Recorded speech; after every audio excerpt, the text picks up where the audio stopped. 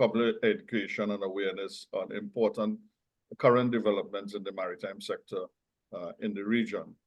Let me begin today's proceedings by thanking all of you, participants and attendees, for joining us this morning. It is an important topic of discussion. And without further ado, let me begin the first introduction. Our esteemed Professor Clement Imbert, who is the chairman of the University of Trinidad and Tobago.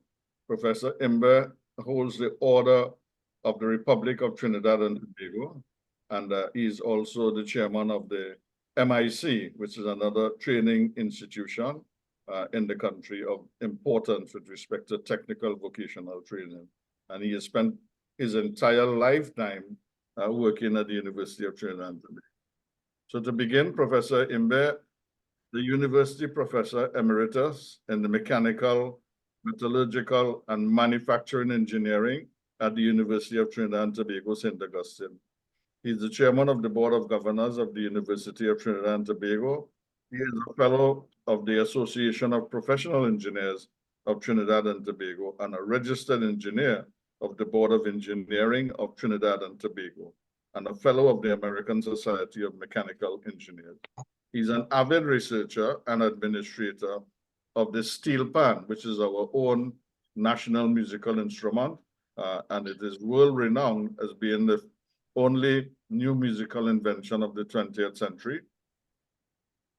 He's graduated with a Bachelor of Science degree in Mechanical Engineering with an honors from the University of the West Indies and a Master of Science in Metallurgical Quality Control at the Brunel University of West London, UK, and he holds a PhD in Mechanical Metallurgical Engineering from UWI in collaboration with Concordia and McGill Universities in Canada.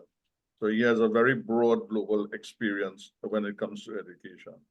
Professor Imbert has taught both at the undergraduate and postgrad levels, and he has, to his name, over 190 edited publications and presentations comprising refereed journals, local and international conferences and seminars and technical reports, as well as books, reports, and proceedings. He has further supervised scores of undergraduate student projects, capstone projects, several international exchange students, and over 30 postgraduate theses. He has held many academic administrative positions, and he has been a member of several boards of directors, regional and international organizations, as well as serving as an industrial consultant. Professor Imbert is the recipient of numerous prestigious awards, among which are the Shakonia Medal Gold, the second highest national award, the Vice Chancellor's Award for Excellence in Public Service, the University of Trinidad and Tobago of the West Indies highest award, the Career of Excellence in Engineering, Nehurst Gold Award for Excellence in Science and Technology, and of course, more recently, the Order of the Republic of Trinidad and Tobago. So you can see we have a very distinguished person in our presence. And I must say, he has been, for me personally, a constant source of inspiration, guidance, and mentorship here at the University of Trinidad and Tobago.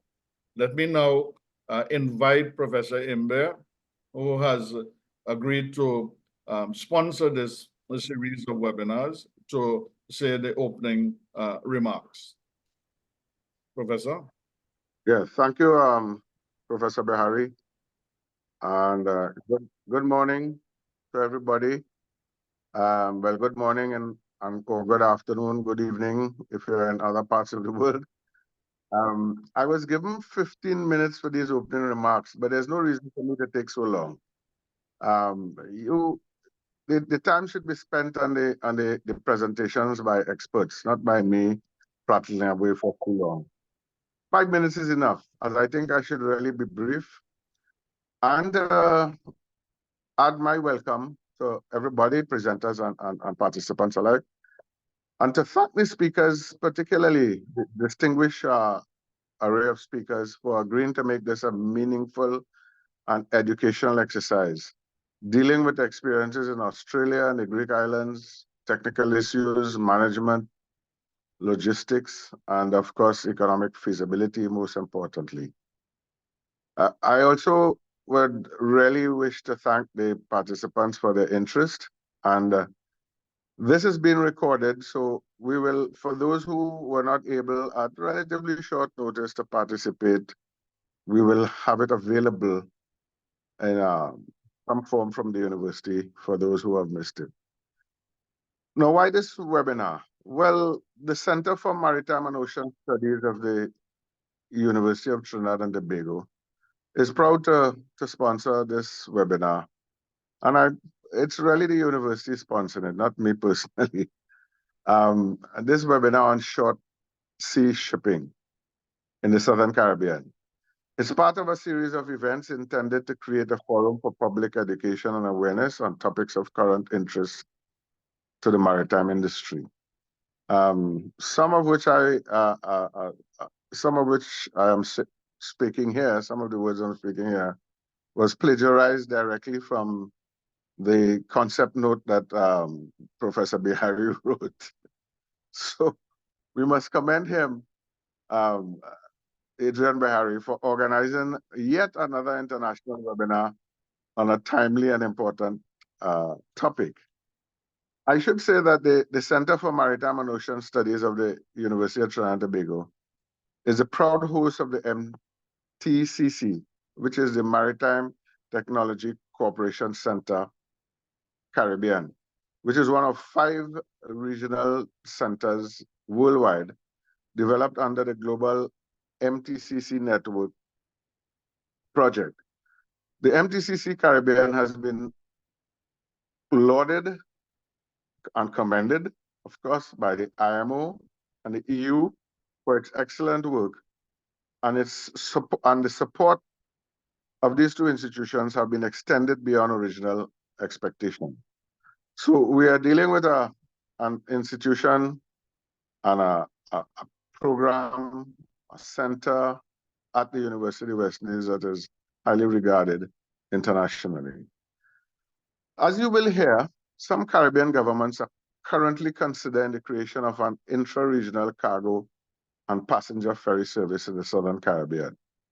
This is intended in part to support food security in the region. I want to say mainly, but it really is in part, but a large part, to support food security in the Caribbean, which has attracted many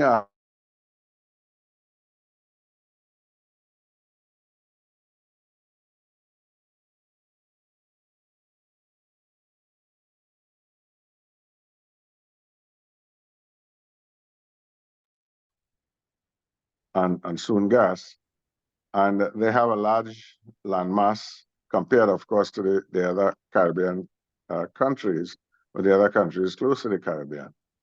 And therefore, the question of food security becomes very important in terms of what can be done in Guyana for the region and other larger countries like Trinidad and Tobago. So the idea of boosting, not that some ferry services do not exist in the Southern Caribbean, they do, and I'll mention a few in a while. We have to consider whether feeder services, whereby there would be movement of containers from feeder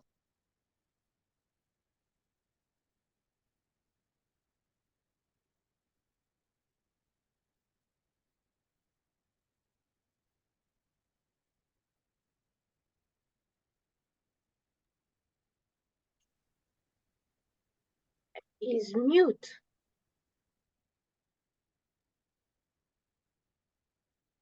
ferries can range from small boats carrying passengers across a harbor. I experienced that when I was in Nova Scotia for a few months on study leave at the universities there. So larger sea vessels carrying passengers, cars, trucks, and other cargo across longer distances where overnight sleeping accommodations are required, usually lasting not more than 48 hours between each stop. The global ferry industry is similar in size to the commercial airline industry. We know that shipping dominates trade in the world, and container shipping particularly. But ferry services are very important for transport between smaller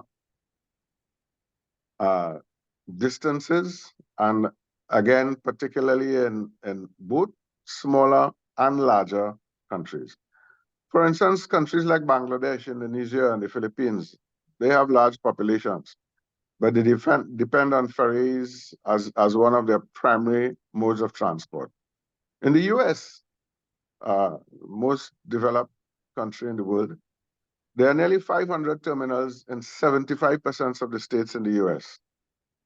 The US plus, of course, US territories, varying in size from thousands of passengers to just a few. I remember, to quote one of our Calypsonians, I'm down here long. So during the short-lived West Indian Federation from 1958 to 62, the government of Canada donated 2 vessels, the Federal Palm and the Federal Maple, to be used as inter-island carriers. The vessels operated a 2-week schedule, one leaving Jamaica in the north and ending in St. Kitts, the other from Trinidad in the south, headed north, both touching the Windward and Leeward Islands and Barbados. Now, although it was a 2-week, 10, 11-day journey, the time between the islands and the frequency of the visits made these vessels really operating as ferries, because the time between islands from Jamaica coming down to all the English-speaking islands of the Caribbean, and then in Trinidad going up, effectively they were operating as ferries. They were very popular at first, but relatively small trade between the islands at the time. The greater emergence of containerized cargo directly to the islands, and the increase in the availability of air allá en travel containers hacia las to the uneconomic operation of the ships, which only lasted about 10 years before being sold or decommissioned.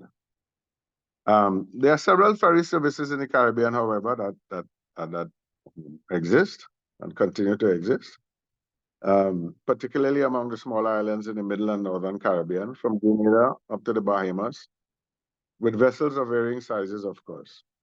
Ferry services in the southern Caribbean are much less, with a ferry service between the islands of Trinidad and Tobago, a water taxi, which is effectively a ferry, from the southern city of San Fernando to the northern city of Port of Spain in Trinidad.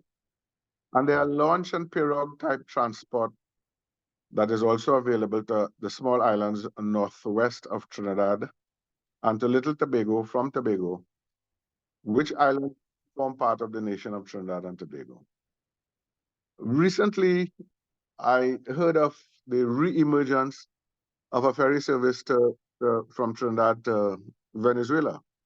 This has happened off and on over the years. I remember way back in the 60s, traveling on a pretty fast ferry called a Raqueta. I had friends in Venezuela and and family, and I visited Venezuela regularly. And of course, there were ferry services to Margarita and to Guiria, and this has been off and on. These services, they disappear for a considerable length of time, then they disappear. And I understand that recently there was one that appeared again between Trinidad and Venezuela. Curiously, however, while the governments are considering a ferry service, hold on, sorry, I lost some. No, just hold on a bit. Yes, sorry. Curiously, while the governments are considering a ferry service in the Southern Caribbean, it was announced, I saw in the St. Vincent Times, that a private sector-led regional ferry service, Connect Caribe, or Connect Caribe, I don't know exactly how they are pronouncing it, was launched in January this year to service a number of countries, Trinidad and Tobago, Barbados, Grenada, Guyana, Suriname, St. Vincent and Grenadines, Antigua and Barbuda, St. Kitts and Nevis, and Dominica. So it covers the entire southern and middle Caribbean. Now, I don't know how that will gel with what the governments are considering at the moment. But anyway, as soon as it seems as though the time is right for a ferry service, so the private sector is jumping in, so to speak. And this is not just small companies. This is a joint venture between Upturn Funds Caribbean and the Plenian Group. Upturn Caribbean is a venture capital and advisory firm based in Barbados with headquarters in New York, while the Plenian Group is a Caribbean and US-based company with offices in USA, Barbados, Trinidad, and Jamaica. So this is a serious private sector joint venture, but they have mentioned that they are looking to get the support of the government. I don't know what kind of support, but they're looking for support, if it is just a blessing or what have you. The first phase of this project, and this project is estimated at US 50 million, is expected to come on stream during the last quarter of this year and will later be expanded to new island routes in the Caribbean Sea. Now, back to the issue of the questions that have to be answered to determine the feasibility of the exercise and the form it will take. That is the exercise that is being contemplated by the governments of the Southern Caribbean. One has to consider the size of vessels, the frequency of travel, the ratio of passengers to cargo, the type of cargo, etc. And a thorough feasibility analysis has to be undertaken with the typical components of a market analysis in the context of the area of coverage and whether there are critical gaps in the existing shipping services at the moment. Once this is done, and it seems promising, a technical analysis, of course, is required, covering areas of vessel size, human resource, management, logistics, and level of investment in infrastructure and facilities that may be required in addition to what exists. All of this in the context of economic feasibility. These questions will not be answered today, but the speakers will point to their experiences in areas that need to be studied and the possible challenges that may arise. So, without further ado, I wish once more to welcome everybody, the speakers and participants alike, and to repeat that this is a very important and timely subject and is being recorded, and we should have it there for those who were not able at, as I say, relatively short notice to attend. So thank you very much. I wish I could stay for the rest of it, but I have to run off to another very important engagement with one of the ministries. So Adrian will do the honor of the vote of thanks as I asked him to do, because I'll be out on 2 missions today, really, right after this. So thank you very much for bearing with me. I promised I wouldn't take the 15 minutes. I hope I didn't take too long. And once again, thank you all for participating in your various categories. Thank you. Thank you very much, Professor Imbe, Chairman of the University of Trinidad and Tobago, for those very refreshing opening remarks. I think that's the right note on which to introduce our next speaker, Professor Rodolfo, His Excellency rather, Rodolfo Sabonge, Secretary General of the Association of Caribbean States, ACS or AEC, if you're Latin American. Rodolfo Sabonge is an expert in strategic foresight, market research, and competitive intelligence in logistics, transportation, and maritime development and ports. During more than 15 years, Sabonge led the areas of planning, marketing, and business development at the Panama Canal Authority. During his tenure at the Panama Canal, Sabonge led the transition planning for the transfer of the canal from the US authorities to the Panamanian government, and he later led the demand, market, and economic impact studies that justified the expansion of the canal. As you know, the canal is one of the wonders of the world. Sabonge graduated from the University of Notre Dame, Indiana, as a mechanical engineer, so he shares something in common with our esteemed chairman. And he continued with graduate studies in business administration at the University of Miami, Florida, and he holds a master's degree in maritime development from the School of Law, University of Panama. Sabonge has completed an executive program conducted by Stanford University and the University of Singapore in Singapore, and a program on sustaining competitiveness taught by Michael Porter of the Harvard Business School. So he's a student of Porter, and I use Porter extensively in my own lectures. Currently, Rodolfo Sabonge directs his own practice in Logitran Advisory Services Corp., and he is external advisor to McKinsey & Company, that well-established global consultancy firm. Sabonge is also a research professor at the Institute of Canal and International Studies at the University of Panama. In the past, Sabonge was a member of the World Economic Forum's Global Agenda Council on Logistics and Supply Chain. Recently held the creation and establishment of the IMO's Maritime Technology Center for Latin America, the very same global institution that Professor Imbert referred, that is also located at our maritime campus at the Center for Maritime and Ocean Studies. Currently, Engineer Rodolfo Sabonge holds the esteemed post, I should add, of the 7th Secretary General of the Association of Caribbean States, a most important portfolio, an intergovernmental organization that is comprised of 25 member states, 10 associate members from the region, known as the Greater Caribbean. So a lot rests on the shoulders of my good friend Rodolfo Sabonge.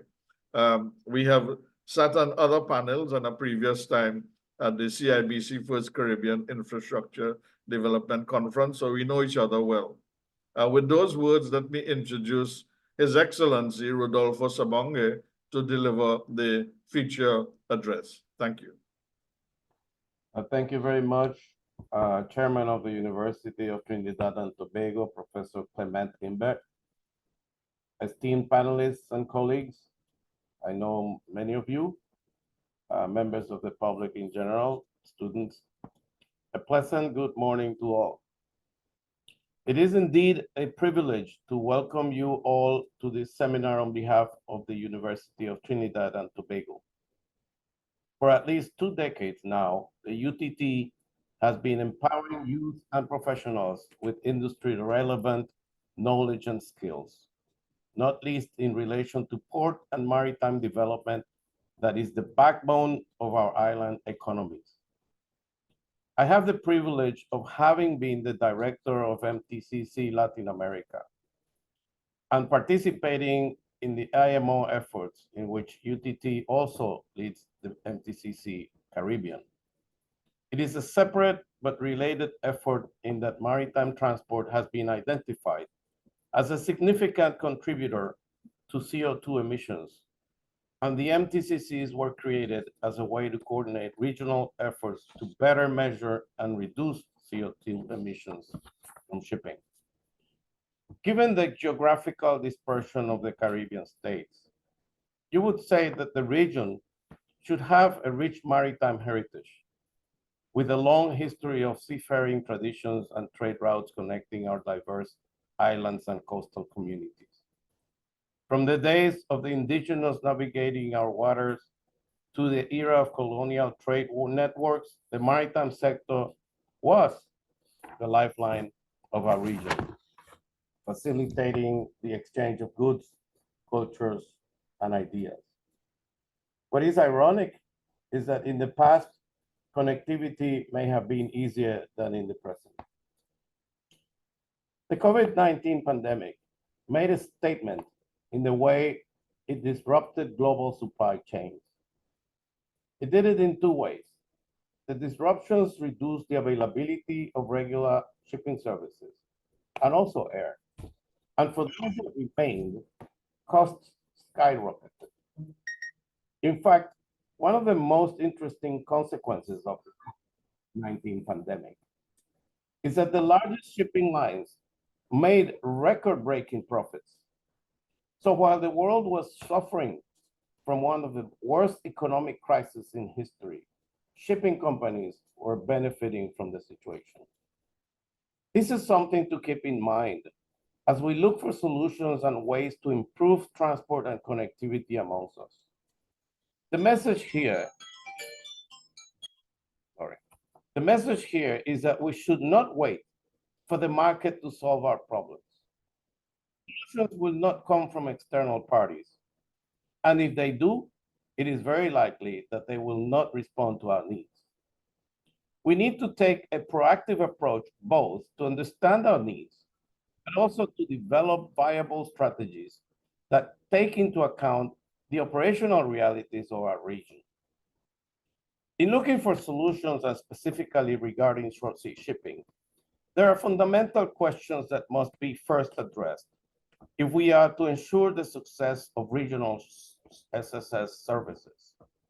In terms of demand, somebody already mentioned the market, capacity, climate, infrastructure, decarbonization, digitalization, legal frameworks, and compliance with international regulations. So before taking a closer look at intra-regional trade, it is important to reiterate that shipping lines make their decisions based on cargo density, demographics, and geography. Unfortunately, because of a lack of economies of scale, inter-island trade volumes are not sufficient in themselves to justify shipping services customized to those trade flows. Secondly, we must ask ourselves whether Caribbean maritime transport services and infrastructure are positioned to tackle the major climate change challenges currently affecting the region. United Nations Secretary General Antonio Guterres has designated the Caribbean as a ground zero for the global climate emergency, coupled with increasing drought risk projected for Caribbean small island developing states. Major natural phenomena affecting small islands have doubled over the last 2 decades, with 20 disasters taking place each year. Moreover, the increase in hurricanes in the region is affecting regional food security, causing greater disruptions to the transport of critical food to Caribbean countries, with a current food import bill of an estimated $6 billion. Additionally, with increasing global warming temperatures, extreme sea level events have become more likely to occur across the board, threatening seaports globally with coastal and hinterland flooding, storm surges, and extreme waves and tides. Climate adaptation and resilience are therefore crucial factors to the success of Caribbean short sea shipping services. Thirdly, and stemming from the concept of resilience, we must ascertain whether our maritime ports are appropriately equipped to effectively support short sea shipping services. A 2023 study by the World Bank shows that seaports in 12 CARICOM countries are currently not equipped to handle cargo efficiently due to the lack of modernization to handle containerized cargo. In fact, most port infrastructure throughout the region averages 50 years of age, with port facilities in smaller Caribbean countries producing operational bottlenecks due to their break bulk layout, and also sharing some of these facilities with the cruise industry. Similarly, several smaller Caribbean countries experience low cargo volumes, which may not justify investment in port infrastructure upgrades.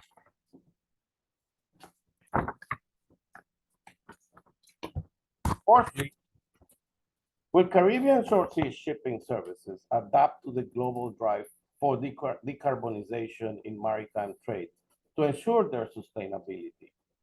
In an effort to achieve Sustainable Development Goal number 13, the International Maritime Organization has recently adopted a global strategy to reduce carbon intensity in international shipping by at least 40% by the year 2030. While short sea shipping in itself can provide a climate-friendly maritime transport solution by covering shorter distances, the move towards decarbonization in Caribbean shipping would be centered on adopting and integrating low and zero carbon technologies into vessels and shipyards, as well as alternatives to conventional fossil fuels. This consequently raises the issue of potentially higher shipping costs for Caribbean countries to offset the adoption of more expensive fuels, considering that the uptake of carbon reduction measures is not a one-size-fits-all situation. It is therefore critical to examine and test both the short-term and long-term solutions for decarbonization in Caribbean short-sea shipping services. We must address how Caribbean shipping services comply with established legal frameworks for the international maritime industry. The United Nations Convention on the Law of the Sea, UNCLOS, which has been in force for at least 2 decades, actually 3, embodies in one instrument traditional rules for the uses of the oceans, and also introduces new legal concepts and regimes to address emerging maritime concerns. Once regarded as the Constitution of the Oceans, UNCLOS has provided the international community with a shared framework for the management of oceans, covering areas such as sovereign and navigational rights at sea, the demarcation of maritime borders, the protection and preservation of the marine environment, marine scientific research, and the development and transfer of marine technology. Indeed, CARICOM states consider the UNCLOS as a foundational framework for national, regional, and international regulation of the use of ocean space, and are active participants in the 3 major institutions established by the convention. However, given the legal complexity of addressing sea level rise, ocean acidification, climate change, and biodiversity loss, as well as the significant socioeconomic reliance on healthy oceans for developing countries, particularly SIDS, individual states are adopting new legal agreements to deal with these issues, integrating marine conservation, protection, and climate resilience as a top priority across business plans. Nonetheless, the IMO has developed GHG emission standards to address these issues on an international scale, such as the Energy Efficiency Design Index, aimed at reducing new energy efficient vessels, the Energy Efficiency Existing Ship Index, EEXI, targeting the technical and power efficiency of ships, the Carbon Intensity Indicator, CII, rating scheme to address operational efficiency, and the Enhanced Ship Energy Efficiency Management Plan to address operational systems. The IMO Marine Environment Protection Committee also recently updated international guidelines for the testing, survey, certification, verification, risk, and impact assessment of ship exhaust gas cleaning systems to ensure compliance with MARPOL Annex 6. Of particular pertinence to the Caribbean region is the UN adoption of the High Seas Treaty, or BBNJ, last year to build upon the UNCLOS, which addresses the marine biodiversity of areas beyond national jurisdiction. Its 75 articles aim at preserving the integrity of ocean systems and conserving the inherent value of marine biological diversity beyond the exclusive economic zones of every member country, granting lawmakers the ability to establish marine protected areas in international waters. Lastly, it is important to ask ourselves whether Caribbean short sea shipping services will adopt digital transformation to enhance shipping efficiency. While maritime transport, which handles about 90% of world trade, represents the most efficient way of transporting goods across the globe, The Caribbean maritime industry is presented with several obstacles in implementing digitalization to advance trade and customs automation through national and maritime single window systems, which is currently lagging. These challenges range from high expenses associated with developing, implementing, and maintaining digital systems to a lack of shared knowledge on the benefits that the technology offers.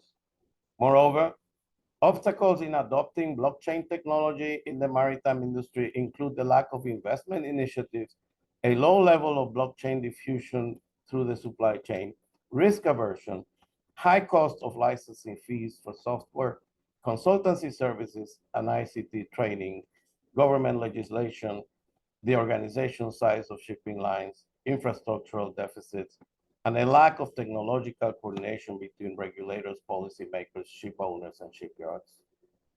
The digitalization of the maritime sector can serve as a primary driver in advancing the region's position as a leader in sustainable supply chains, reducing import and export times, facilitating transparent and reliable trade information and market intelligence to effectively address demand and improving coordination among border agencies. In conclusion, the COVID-19 pandemic has underscored the need for autonomy in the Caribbean maritime sector. Autonomy in the sense that we cannot depend only on what the market can provide, both in terms of capacity, frequency of service, and price. On the same token, we also need to realize that economic development of the region and its food security depend heavily on having adequate physical and digital connectivity. In other words, evaluating short sea shipping solutions, we need to be holistic. Short sea shipping services needs to be analyzed using a multidimensional context that takes into consideration the financial, economic, market, operational, and environmental factors that can make it a viable solution.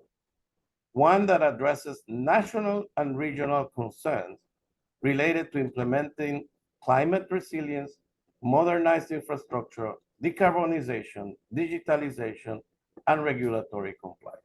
Thank you very much, and I wish successful webinar.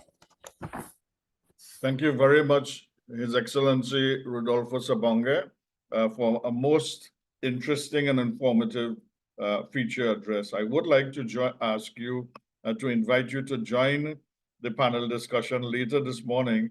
I think that the panel will benefit from your expertise as we draw on the international and regional experts and this important webinar. So I hope to see you later on this morning during those proceedings. And I thank you very much. I will stay for the whole webinar. Thank you. Excellent. Very good. I know you are a dedicated maritime professional, so I expect no less of you. Now, without further ado, let me turn over the proceedings to Professor Stefan Nanan, who will now take control as host and introduce the various presenters during this morning's most interesting session. Thank you. Thank you very much. Thank you very much, Adrian.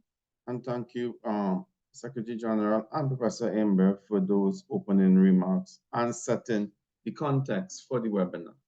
So now we get into the presentations of the webinar. Now the question and answer tab has been activated, so you could put your questions for the presenters into the question and answer tab. If we do have some time after the presentations, we will take them. Other than that, we will deal with them in the panel discussion. So the first presentation that we have this morning is the technical management and crewing environmental issues in short sea shipping by Mr. Brendan Coley. Brendan is Managing Director at IMS, Integrated Man Services, an Australian-based award-winning ship delivery and high-speed craft management company. His commercial seagoing career spanned 18 years and including several years as master on large, high-speed craft. Brendan first worked alongside IMS founder in 1994 and started at IMS as a senior master in 2007. He was appointed Chief Operating Officer in 2010 and Managing Director in 2017. Brendan is a 2015 40 under 40 winner and holds an MBA in leadership from Curtin University in Perth and a diploma in maritime operations and master certification. He is a graduate of the Australian Institute of Company Directors and serves as a director on the board of Breast Cancer Care. With over a decade of executive experience across private sector and community organizations, he operates with a strong emphasis on stewardship, ocean advocacy, governance, and strategy, particularly within dynamic or challenging business environments. So Brendan, I will allow you to share your screen and you can share your presentation. Thank you. So thank you, Stefan. Wow, what an introduction. I have a lot to live up to by the sound of things. So as I just load up this screen to share, let me say thank you firstly for the introduction. And need to just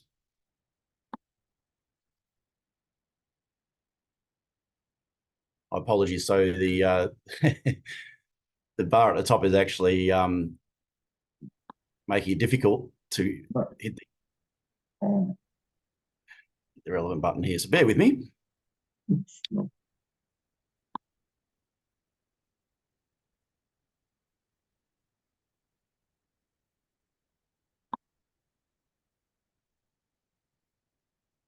And then that tab to the top. Yeah, it's not accessible for me behind the Oh. behind the Zoom information there. So I think I'm almost. And of all the things I did check, this is one that I didn't do. There we go.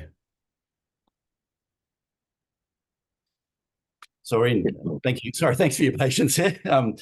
So as I said, I have a lot to live up to, and I don't know if I've started off on the greatest foot there. But once again, thanks for the introduction, Adrian, and welcome to all the guests in this webinar today. It seems like it's going to be a really interesting set of presentations, and I'm humbled to be a part of this. So I feel I sit here as not as an expert, but as a ex-seafarer, ex-master, as explained, and a student of leadership.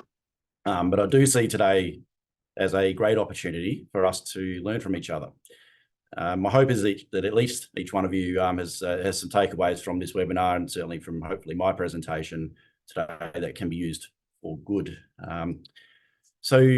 As a quick background, I'll try not to repeat what was already said, but I think I take pride in just that I grew up in a fishing town for a love of fishing boats, and that was really the start of my my career, my genesis, if you like, for the first 20 odd years. And in the mid-90s, about 30 years ago now, I joined the local ferry operations in Western Australia.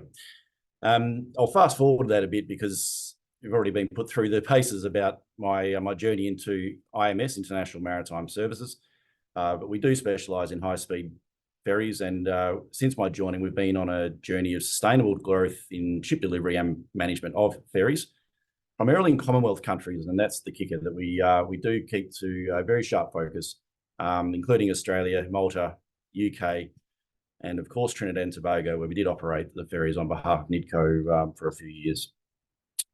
I'm really grateful for my career.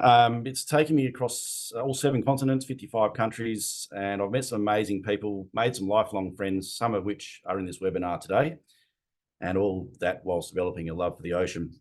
So I was asked to provide some insights into crewing management, technical management, and environmental considerations in short sea shipping, and particularly in ferries, and that's where the focus will be. Again, I'll do a bit of plagiarising from Adrian's work here for a moment, and just state where I quote that ferries, they operate a fixed point-to-point service running on scheduled and high-frequency routes that usually accommodate a combination of passengers and freight using roll-on, roll-off operations.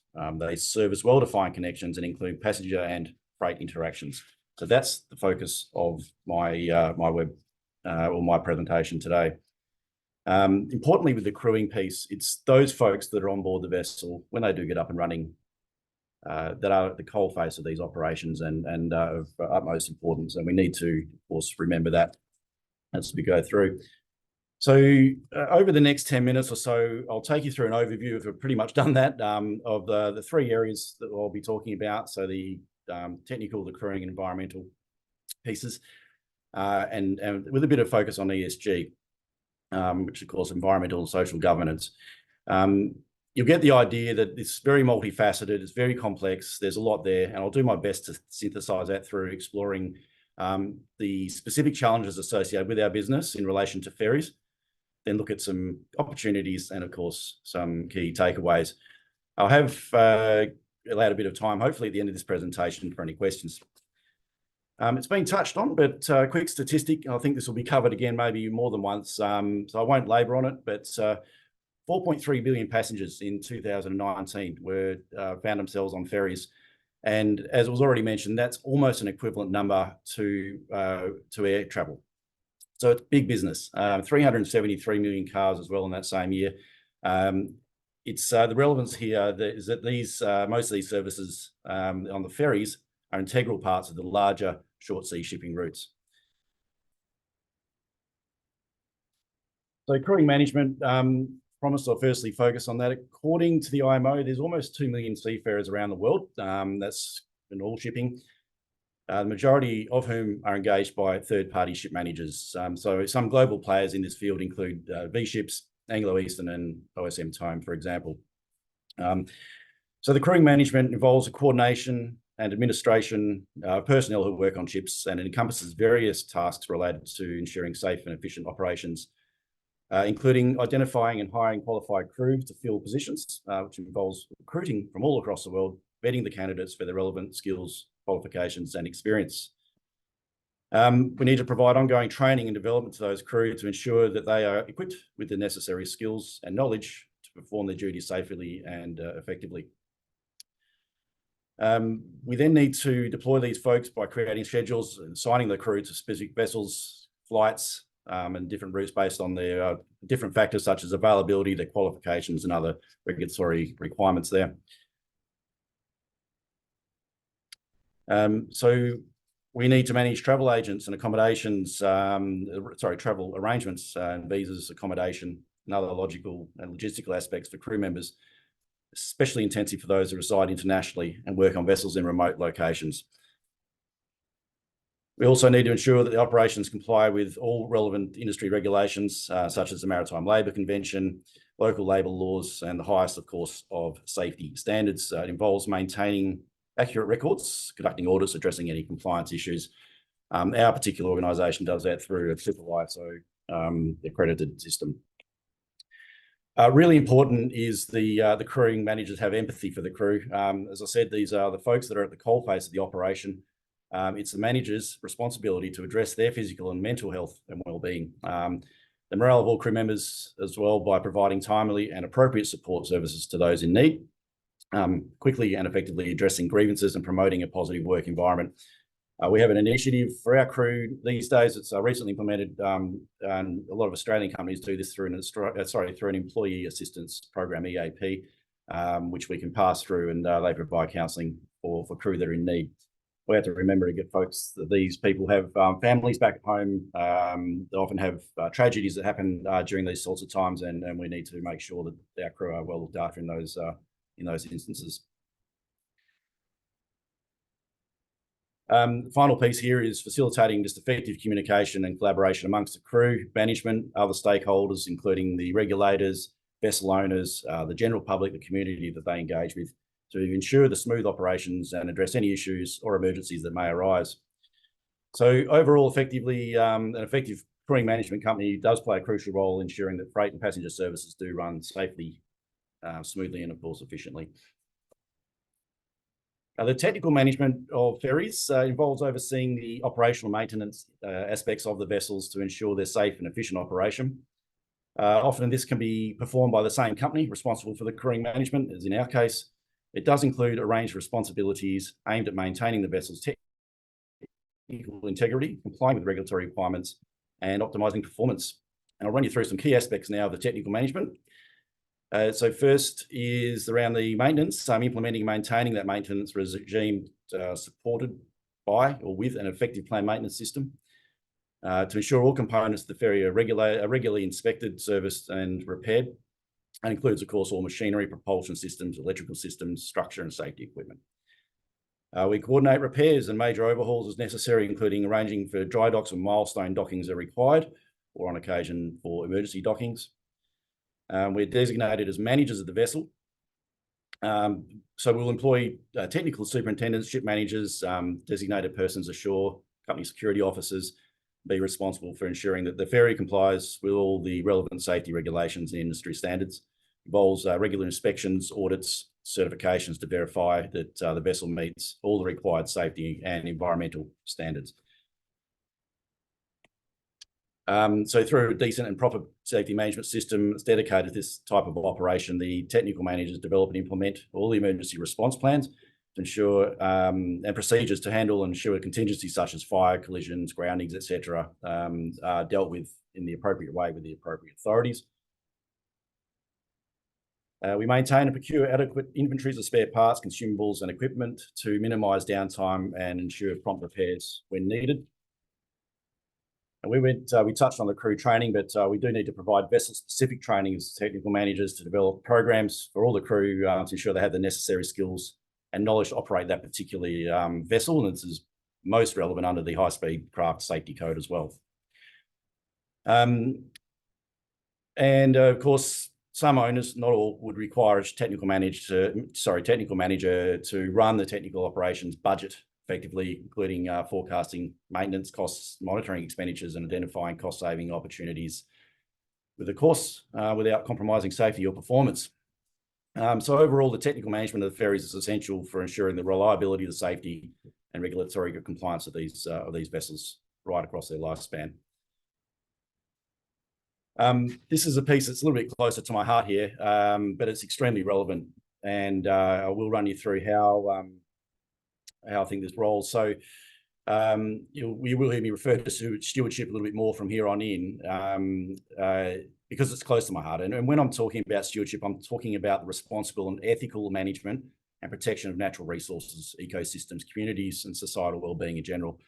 It doesn't necessarily have to be about the environment, but in fact, it does tie directly into the sustainable development goals that were touched on earlier. So we're talking here about practices and initiatives aimed at things like minimising negative environmental impacts, promoting sustainability and fostering social positive outcomes. So integrating ferry operations with the SDGs involves aligning business practices, strategies, your teams, all with the initiatives that are outlined in those development goals. And the following points will help us highlight how that does integrate. So it's about the investment in cleaner, more energy efficient propulsion systems to reduce greenhouse gas emissions. Implement measures to minimise air and water pollution, as mentioned under MARPOL, which is covered, and protect marine ecosystems and biodiversity by adhering to, again, MARPOL, but also ballast water management and biofouling management plans to ensure habitat conservation. To invest in sustainable infrastructure, including modernising ferry terminals, optimising navigational routes and enhancing intermodal connectivity with other transport nodes, and embracing technological innovations such as digitalisation, smart shipping technologies and renewable energy solutions to enhance operational efficiency and reduce environmental impacts. We need to ensure accessibility and affordability for all members of society. And you can see there's some paradoxes in all this, including marginalised groups, persons with disabilities, and low-income communities. About promoting gender equity and diversity in the maritime sector, something we're not great at the moment, by supporting women's participation in ferry operations and in leadership roles. And engage with local communities and stakeholders to address all their needs and concerns and aspirations and help contribute to the societal and economic development of the coastal regions in which we operate. We need to prioritise, and we do, the safety and security of passengers, crew and the vessels by implementing all the rigorous training and safety procedures as required, and collaborate with the relevant authorities, law enforcement agencies and maritime organisations to address the regional security threats, be it piracy, smuggling or heaven forbid terrorism, and promote maritime safety and security. The ferry services contribute to economic growth, job creation, livelihood opportunities, and they provide employment opportunities, hopefully for local crew, if we can get that right, and supporting local businesses in those communities, and promote sustainable tourism trade by facilitating the movement of passengers and goods between those regions. And the collaboration with governments, industry stakeholders, civil society organisations, etc., allow us to share best practices and develop collective solutions to the SDGs, and engaging multi-stakeholder partnerships that promote cross-sectoral collaboration and knowledge sharing to advance sustainable maritime transportation and achieve these. So all this stuff's important because as the stakeholders in the maritime industry and the planet, we need to contribute in greater force to the global effort to decarbonise and create a more inclusive, resilient and sustainable future for everyone. So it brings us on to our challenges. I think we need to all understand that ferry services are often the final and critical link to what otherwise would be underserved and vulnerable communities, either island or remote. Ship managers have to work with these communities and ought to work with these communities, the people who rely on the operations for education, healthcare, and of course food. Little quick anecdote, I was in the Isles of Scilly in the southwest UK just a few days ago, and I'm sitting in London right now. It's about 25 miles away, and despite the relative proximity to the motherland, the islands are really quite remote and cut off by large Atlantic storms, such as Storm Kathleen, which just passed over them. One of the councillors there shared with me that last Christmas, they almost ran out of potatoes, and I don't find that funny. But actually what happened is it took someone to take their own private vessel across, pick these up, and come back because they couldn't rely on the ferry service there to do it for them. And that was really quite a striking comment that sort of went straight to me. What I can say is I'm pleased that we're actually collaborating with an operator now to start up a new ferry operation to those islands, and that's sort of something that tied in quite close there. So that's that piece around making sure that we are that final and critical link, and we treat it as such. So the challenges with the actual role, if you like, and technical and crewing management in this area, it's plenty. But most of the ship managers, most of those challenges that we face revolve around the regional economic and regulatory factors, and we need to continue to try and overcome those and operate a reliable service so folks can get their potatoes at Christmas. So first one is access to quality crew. It's widely accepted that there's a global labour shortage at the moment, and it's no different in sourcing qualified and competent crew to operate sophisticated vessels such as the high-speed ferries. Naturally, this shortage continues to drive the day rates higher, and the cost of which is ultimately borne by the end user. Sourcing local crew that are trained and competent in operating, maintaining vessels remains difficult. We're also competing with other sectors such as blue sea shipping, towage, oil and gas, where much higher salaries tend to be paid to those folks. Another challenge around the compliance with the regulations, compliance being the absolute minimum requirement. Safety obviously should never be compromised, and robust safety management systems working for well-trained and disciplined crews helps de-risk all these ferry operations. Layered on safety is other areas relating to environmental compliance, which is already here and requires significant investment. Ballast water management, biofouling management, and investment in clean fuel technologies such as renewable diesel, methanol, or battery-powered ships as some examples to reduce the greenhouse gas emissions and make sure they're eliminated.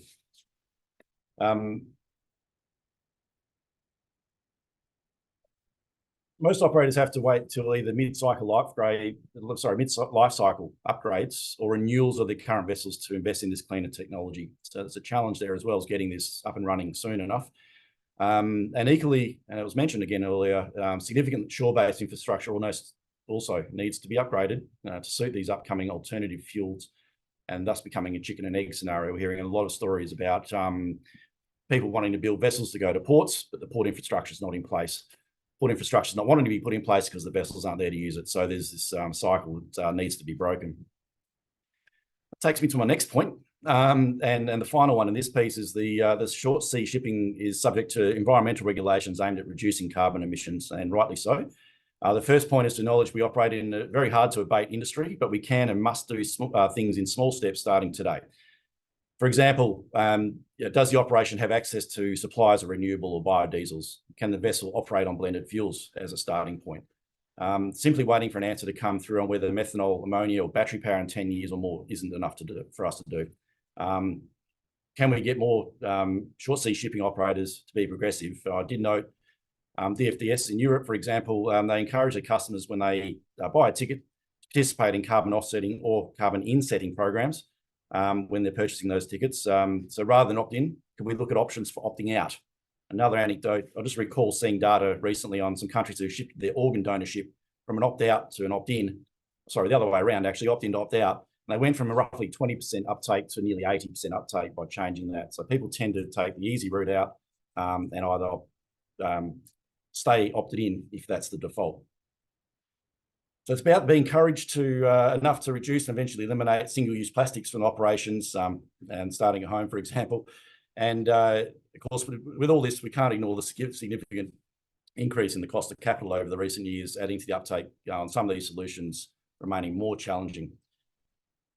There was also that piece I wanted just to add in about climate change, and not to labour on it because it was mentioned earlier, but it's leading to more frequent and extraordinary weather events, and how this affects the operational drumbeat of short sea shipping services remains to be seen, but certainly we need to acknowledge that there's a challenge ahead. So it's not an exhaustive list, but it's almost exhaustive enough. So there are some opportunities here. And I think we need to jump on these fairly quickly as ship managers. There's the first piece is around what I like to call courageous collaborations. It's about collaborating with organisations that might actually otherwise be a competitor or adversary in other spaces. But this is based on often having differing ideas, but from the same values. And a quick one, there's a Australian fishing company called Austral Fisheries. Most people assume fishing companies pillage the oceans for seafood, but in this case, they actually formed a collaboration with Sea Shepherd to monitor their sustainable practices. And they jointly now run after illegal fishing vessels that are actually poaching and pillaging the ocean floor. So there's power in collaboration. That's my point there. For us, it ought to look like government leaders and opposition leaders collaborating, working with each other for the greater good, for the people that they serve. Would it be that there's an opportunity, for example, for a ferry operation and airline to collaborate in the Caribbean rather than compete? And short sea shipping service management companies collaborating with local maritime universities such as the UTT to provide a pathway to students to enter this exciting industry. About winning the war for talent.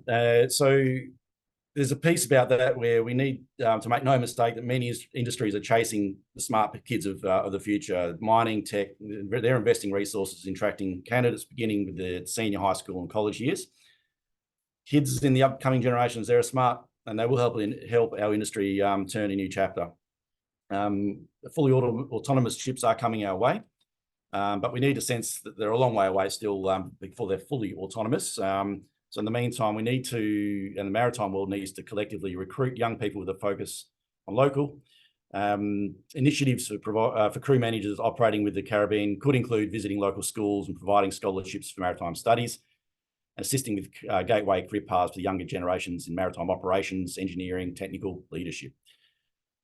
We also need to consider an industry-wide focus on recruiting more women. The short sea shipping industry sector needs to consider sectors including fishing, aquaculture, tourism, etc.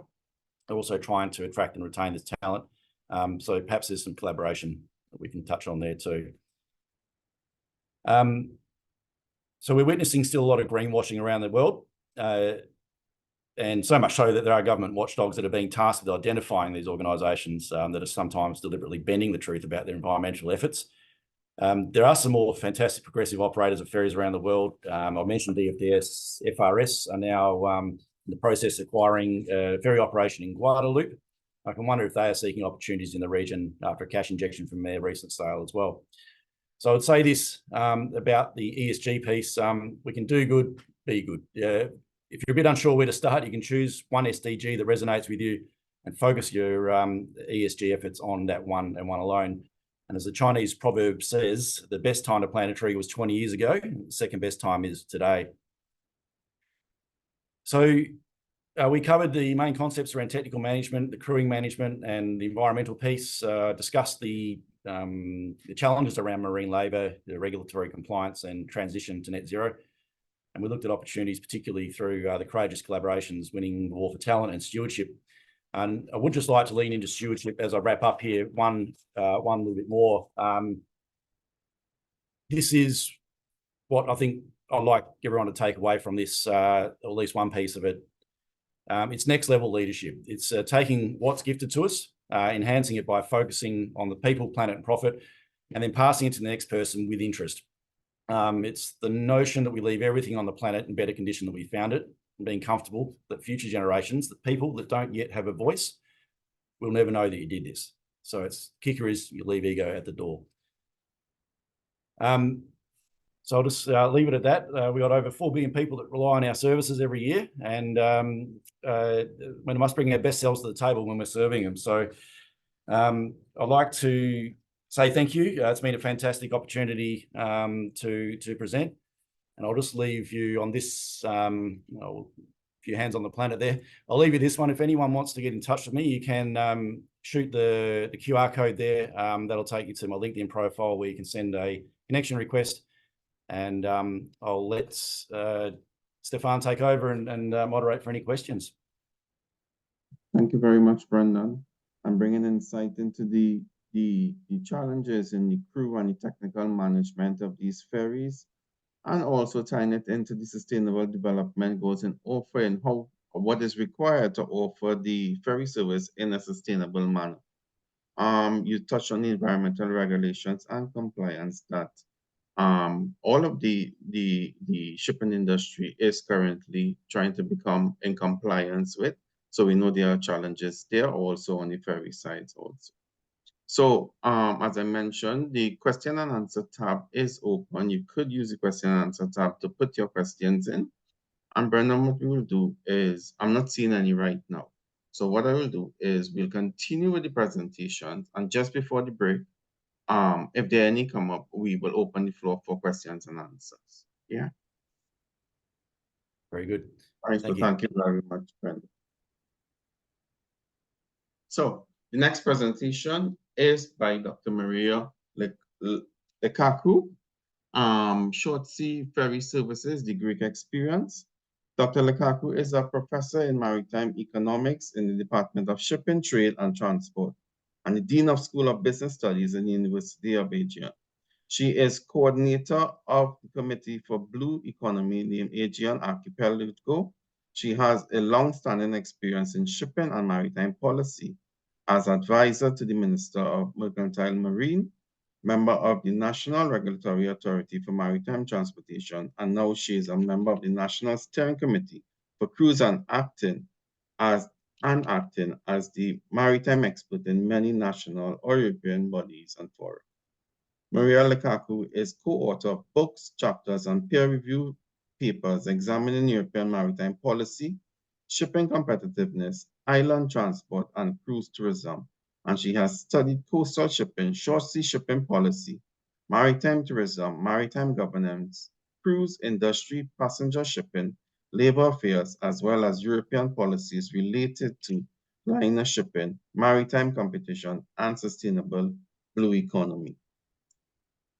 Maria Lekakou is, hello? No, I thought that you had finished it. Okay, thank you. She runs the initiative Blue Gloat for the promotion of ocean literacy and sustainable blue economy by organizing European Maritime Days for students and living labs and developing sustainable business ideas. The Blue Aegean was selected as national winner for introducing entrepreneurial skills for European Expertise Promotion Awards in 2020. So Dr. Lekakou, I hand it over to you for your presentation. Thank you very much for all these kind words, and also for giving me the possibility to travel from Aegean to Caribbean. It's such a long way for short sea shipping, but it is amazing. So I would like to invite you to the Aegean Sea, and in order to have a better view, I'm going to invite you to visit University of the Aegean, which is an island university like the University of Trinidad Tobago. So, and also it's an island university situated in 6 different islands in the Aegean archipelago. Maybe this gave us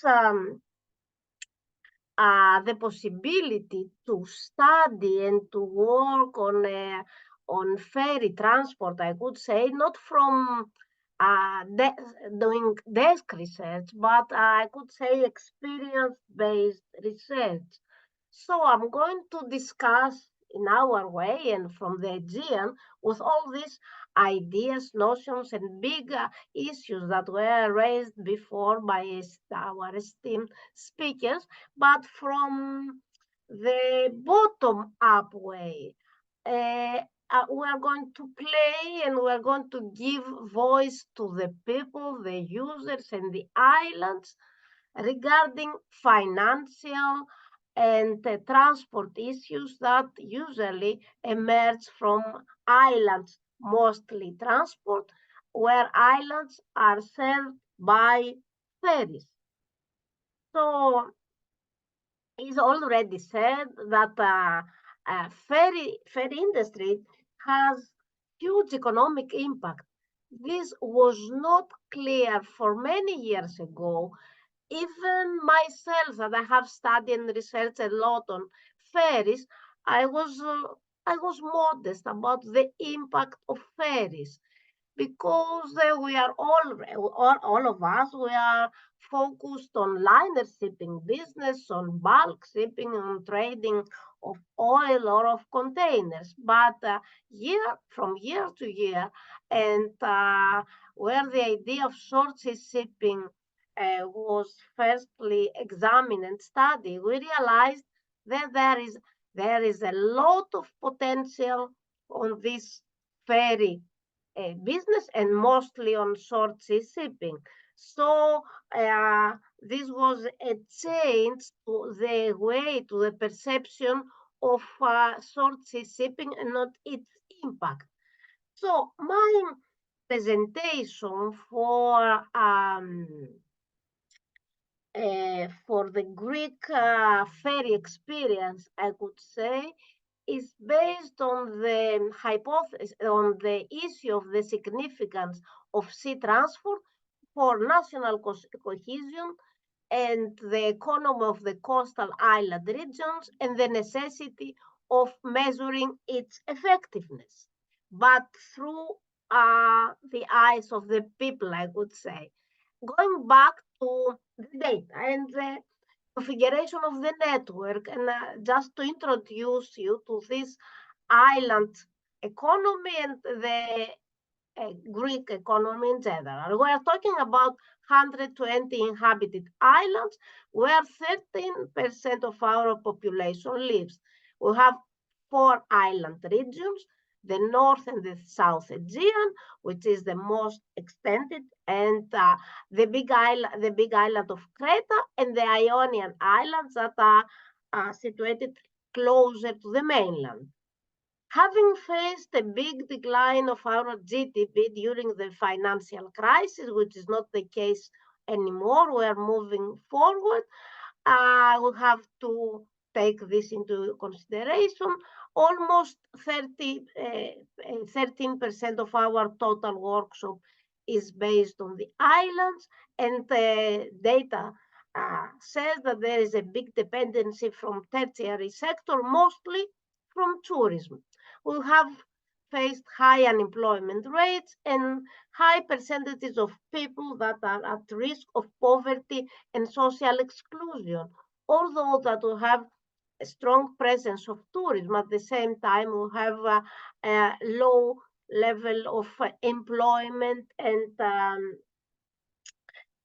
social inclusion. And also recently we have high migration flows in the area, mostly in the area of North Aegean.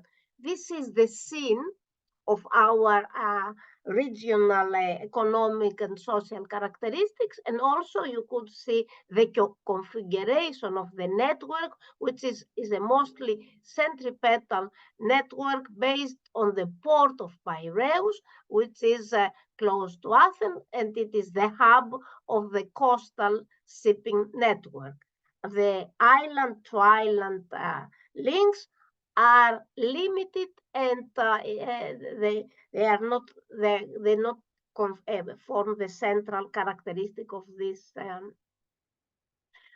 network. At the same time, just to have a view of the size of this market, you see that we are close to 20 million tickets per year.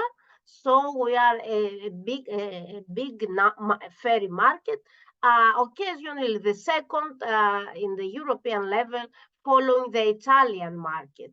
So we are talking about a big ferry number in terms of travelers. And also I have chosen this graph in order to see how big seasonality we faced, and also how strong seasonal fluctuations we have in our ferry transport. And you see that the third semester quarter of each year, which is the summer period, this is the peak of this trade. So I have to put into account also that mostly all the services of the ferry links with the hinterland are services of general economic interest because of their impact for the economy, the society, and the environment. So all of them are thought to be services of general economic interest. At the same time, the challenges that we have faced is accessibility, as everywhere, structural, everywhere where we're talking about islands, structural difficulties regarding the market structure, and a permanent deficit of data. So we have barriers, obstacles for economic development and social inclusion or social cohesion. So we need to revise the existing transport policies. We have to improve the data collection tools, and also we need to introduce KPIs, key performance indicators, taking into account the transport needs, but also the big issue of sustainability and SDGs, as already said. So the rest of my presentation is built upon these ideas. The way that we face that, it is from the policy point of view. There is a national transport plan that safeguards the connection to the islands, linked to sustainable development, and always try to propose solutions to improve services, but without increasing the state support, the state aids in other way. The connections are often characterized by low level of service according to the users, both in terms of carrying capacity and of quality of transport, that is frequency, regularity, and speed, as well in terms of port facilities, of infrastructure, in other words, in terms of terminals and adequate and safe berths. And the tool is state aids that try to ensure an acceptable level of the island's connectivity, as all the previous said also mentioned. So try to pinpoint, to collect all these challenges, and that already mentioned. The structural problem is related to the market structure and the inequality between the mainland and the island, and the and the problem of the cost, and also the frequency and the quality. This is the background frequency, which is related to the imbalance interest between the commercial, the interest that is expressed by ship owners, and also the public interest, which is strong.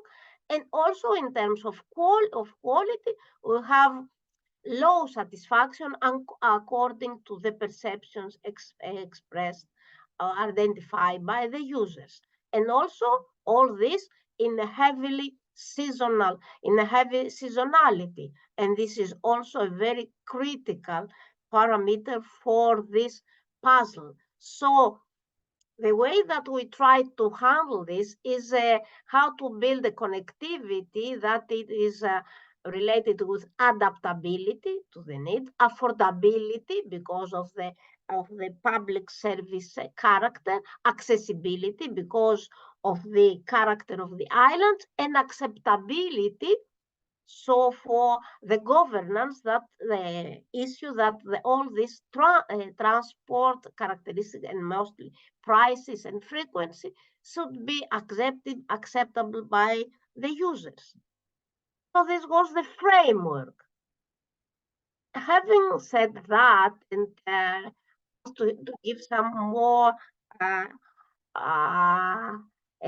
data and issues of that create this challenging framework, we have also mentioned the number of the islands, a plethora of islands, not normally scattered from regarding the mainland. We have various distances.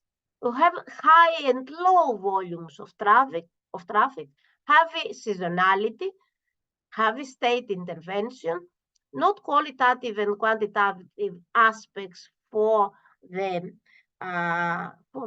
planning, lack of open data and documentation, and also, as mentioned before, low commercial interest versus strong public interest.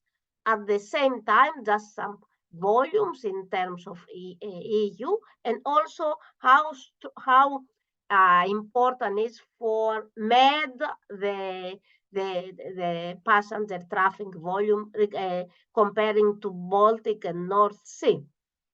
So just for a bridge to the next part, which is of my presentation, which is going to be focused on the connectivity, the transport equivalent policy, and an app regarding the citizen science, just 5 pillars: high and inelastic but seasonal demand, many scattered but clustered islands, solid and EU-oriented legislative framework for public service obligation, extended and sufficient supply network, moderate port infrastructure, and long-time maritime tradition, skilled and experienced personnel, mostly crew and offshore. So having described all this scene, now I'm going to stress on the gap, which is the measurement of the connectivity level of the island towards the transport needs through a documented method taking into account the qualitative and quantitative parameters collected from data and users. So this was our understanding regarding the gap, and our method that I have already said, which is bottom-up and trying to give answers and solutions to main barriers and obstacles. So we understood this gap by building the island ferry connectivity index, by proposing an islands transport equivalent policy, and by initiating the Ferry Watchers app. So this was the process, And also what I'm going to present from now on is it's a permanent project, I would say, carried out by the University of the Aegean, following its mission to solve mainly the island's problems and to make this challenging for development and sustainability. So connectivity, I'm not going to be very brief because Ian Hoffman is going to be the next speaker.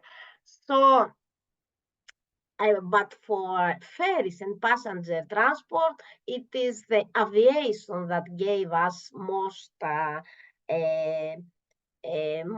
implemented ideas. Then we are moving to liner shipping, obviously, and we try to create indicators for islands and as a special case study regarding mostly transport accessibility.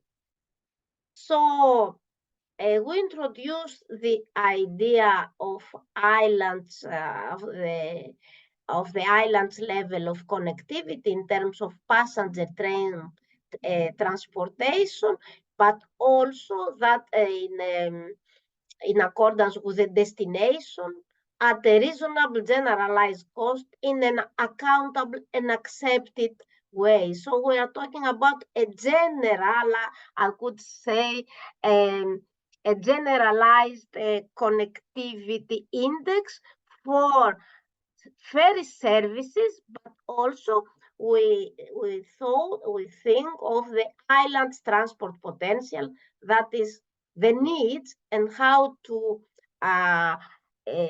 incorporate this island's transport needs in a model regarding connectivity. So we thought islands connectivity as a function of quantity and quality, and this is equal to transport capacity to a performance indicator as a value function of a ranking of specific criteria and sub-criteria, which are measured through analytical hierarchical process. And finally, this could be the reference set of a multi-criteria decision-making tool. I'm not going to be to go into details on this, but I would like to pinpoint also the method. The method that I mentioned before, the AHP, but we are doing that through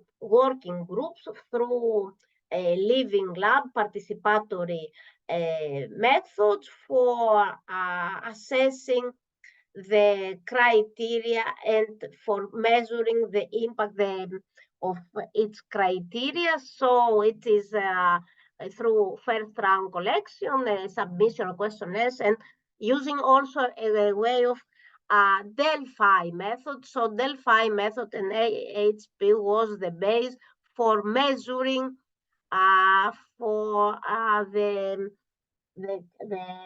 these factors and creating coefficients. So then we are moving to passenger ferry services. I have to focus on the issue that although we are talking about ferry services, making reference to the islands, we should also take into account the airplane's passenger capacity and also the airports. So although that we are focused on ferries, we use that because also we make the airplane capacity equivalent to ferry capacity, so to have a unique island connectivity where we take into account both ferries and airplanes, because this is inconsistent with the theory and the praxis. Then we are moving to the potential of island transport, the needs, and taking into account the seasonality, we built two different islands potential functions, one for the winter period, based on the size of the island population, and for the summer period, a gross sum of the island population plus the available total tourist beds, so to capture the tourism. And again, we are moving to qualitative adaptive value functions for the performance indicator, the same method as in the first part. So we conclude we reach at an island connectivity adequacy index. For calculating this function, we used criteria and sub-criteria emerged, conclude from this labs, workshops, and these were the financial cost, the time, the accessibility, quality of services, and the social cost. And accordingly, we have the sub-criteria, which is the ticket cost, the cost of on-board services, and the general cost of assessing the port.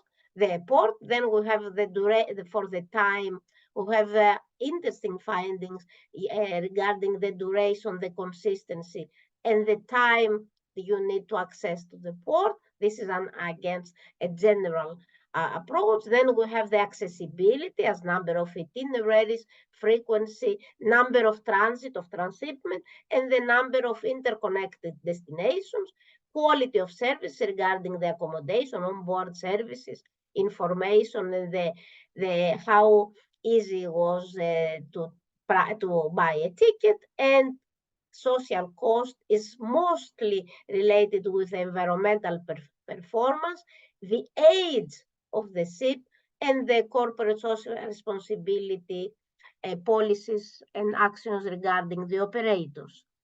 These are findings of all this process. I'm not going to be so detailed regarding the potential, the development with the income and the unemployment, the attractiveness of the place regarding the tourism as the interest for visiting, the availability of cultural sites and events, and the availability of hosting and catering services.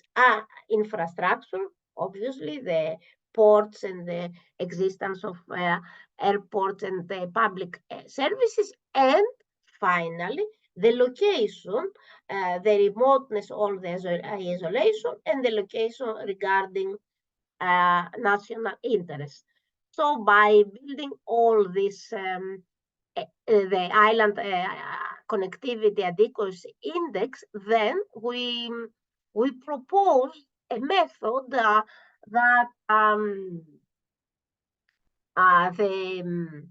the public, the state aid could be allocated regarding the islands and the islanders. This was the first time that there were direct subsidies to the islanders.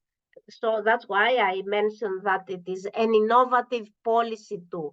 And I'm really, myself and the whole team from the University of the Aegean, we are really proud that the Ministry of Mercantile of Shipping and Insular Policy back in 2019 accept our proposal for building a policy regarding the island transport equivalent, which was based on the logic, on the idea that islanders are de facto as the disadvantage compared to the mainland region. So they are not able to move any time that they want or need, but they depend on frequency and quality of the coastal, of the ferry lines, and they are required to pay a higher price than the land transport equivalent. The first idea was borrowed from the Scottish experience for road transport equivalent, RTE, but we worked on this, we elaborate on this idea, and we incorporate the idea of connectivity, of this generalized connectivity index. So the island transport equivalent was a policy to mitigating the inequalities for the residents and the companies of the islands. Please, I would like to pay attention that this is a policy only for the islanders, for the people that are living on the island, not anybody, not the travelers, not the tourists. So this is for the residents and the companies based on the islands. So, and the idea was to counterpart the increased transport cost by refunding the fraction of the ferry tickets or freight that exists, the relevant land freight rate, considering the geographic position, distance, the demographic, the population, and the economic side, and the economy of the islands. This is not just the distance. There is a function which all this closely related based upon the way that we have built the island connectivity index.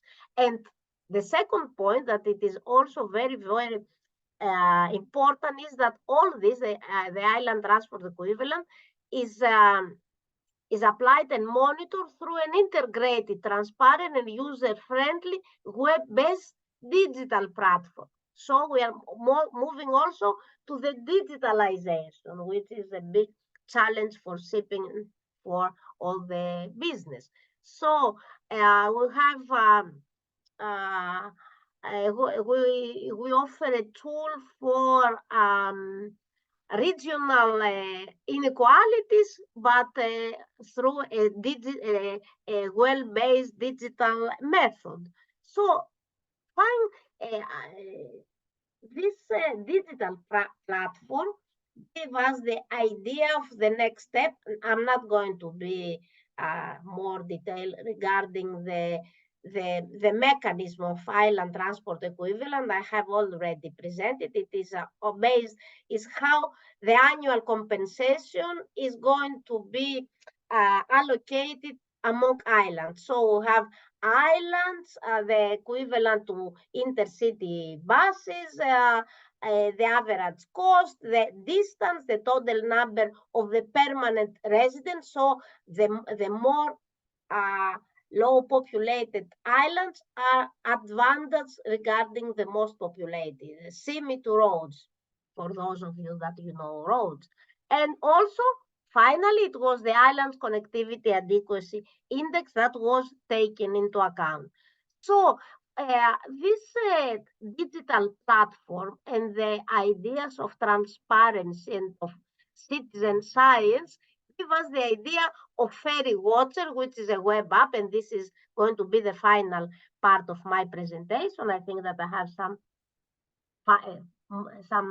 2 or 3 minutes to present it. So we'll have the idea is how to collect prices for competition and secondary data from internet for how to elaborate on secondary data from island transport equivalent database, and this is a really rich database, and this is the first case that we have such an extended and rich database, and also to assess the coastal shipping competition condition, and also how to assess the island transport equivalent. Although we together with Ferry Watcher, we ran the biggest ever survey for the islanders for the assessment of ITE. We collect 13,000 questionnaires, which are in general, which are very promising and very positive regarding the implementation of ITE and the attractiveness of the islands and the equality among the people. So we try to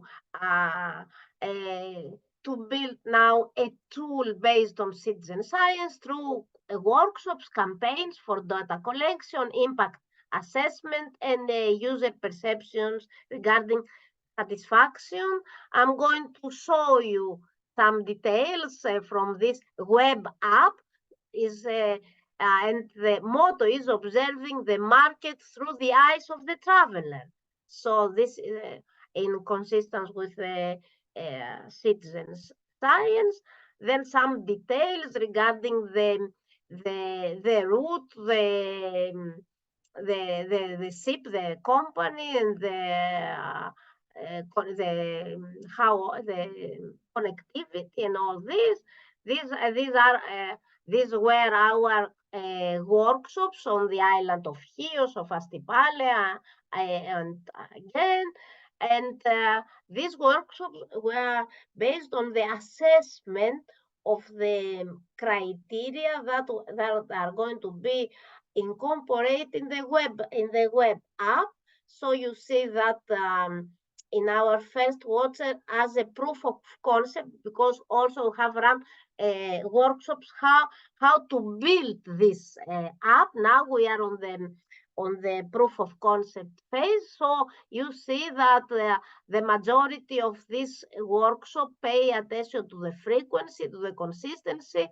Third is the price, the departure time schedule, comfort, duration, and they don't pay attention to onboard sales. And so we are not going to put this on our app.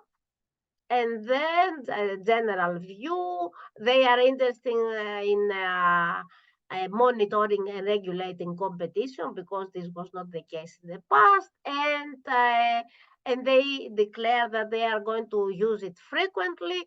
So our next steps are the creation of a database for the analysis of the mechanism and the validate of the data. We are going to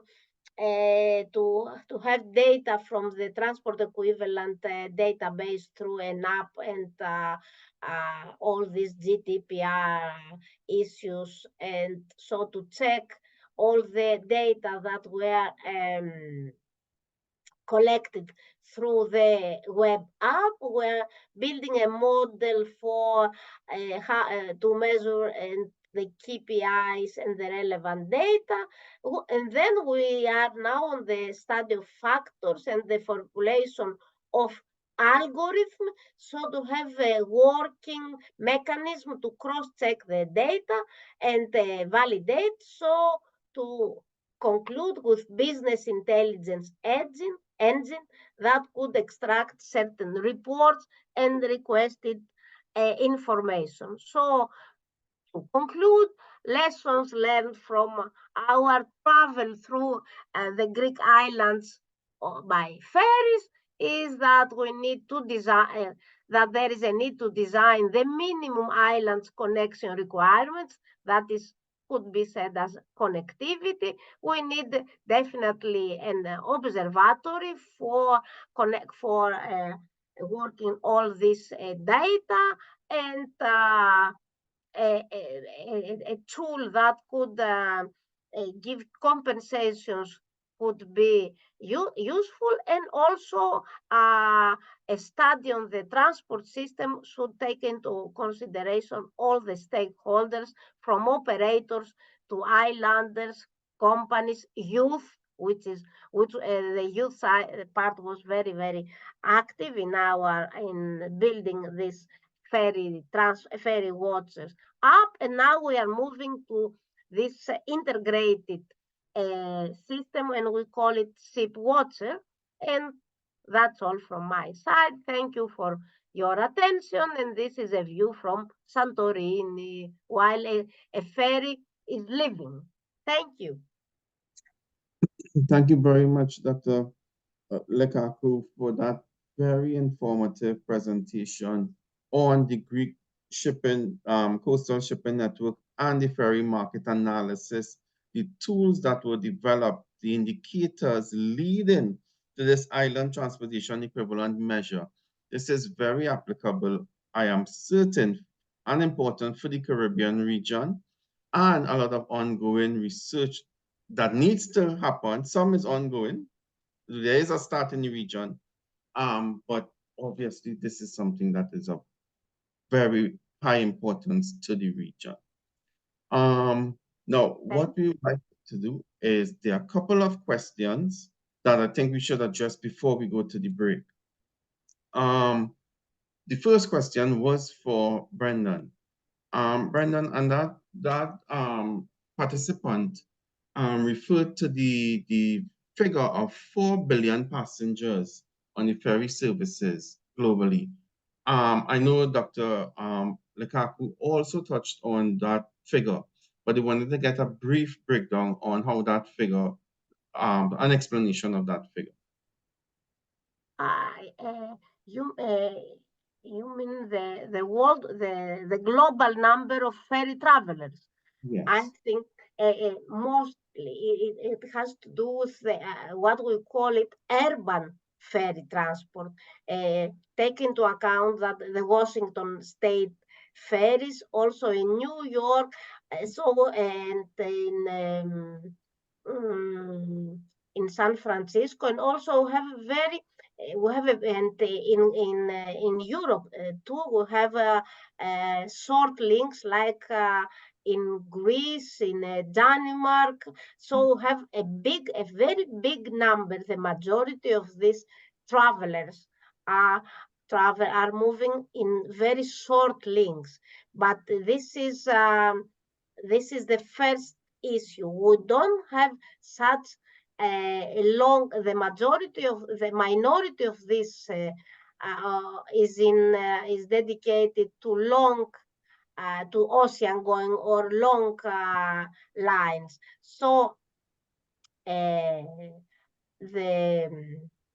this is the issue, and also we should think of the sustainability era where short sea shipping is environmental friendlier than road transport.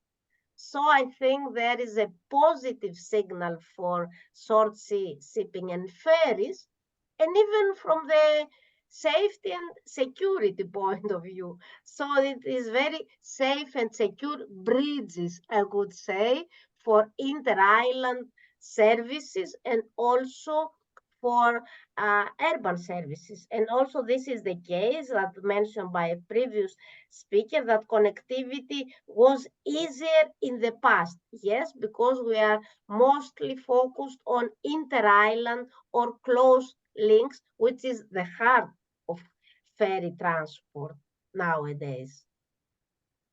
Thank you, Doctor. I have another question, and I'll take this. There's a two-part.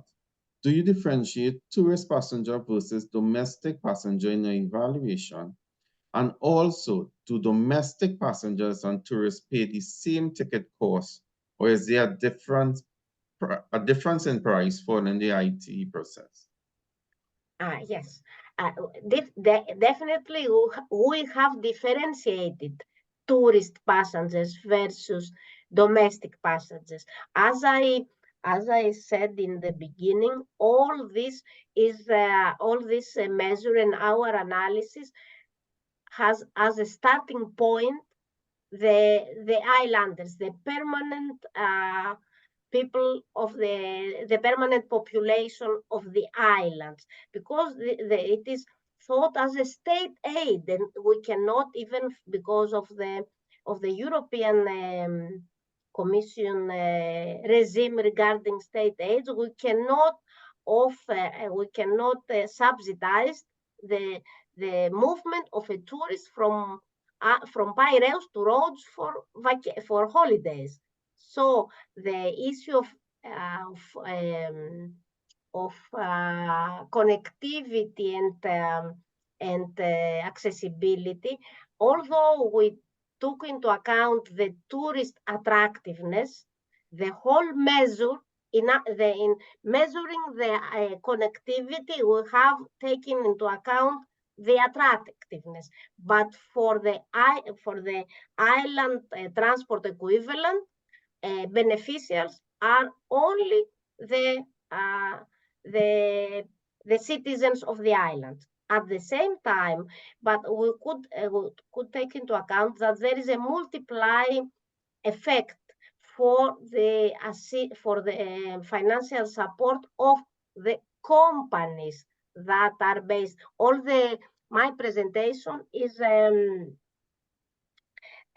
based on the travelers, on the passengers. There is also, I have just slightly mentioned that there is also a measure for supporting island business, but this was not my case. But through supporting business, we think, and we have some evidence, we support also the tourism attractiveness of the area, of the island, so we support through the tourism. There is a strong demand for supporting the tourism transport, but there are financial limits, so the priority was given to the permanent citizens of the islands.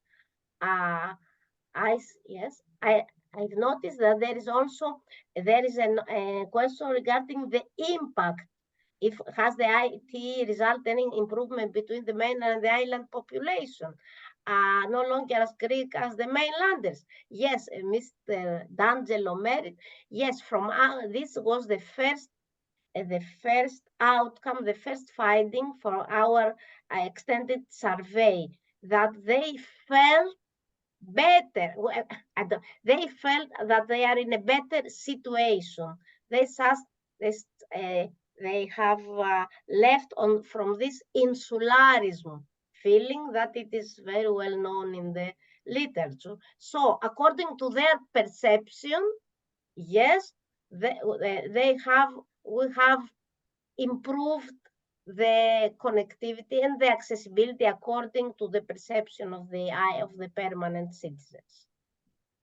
Thank you, Dr. Lekaku.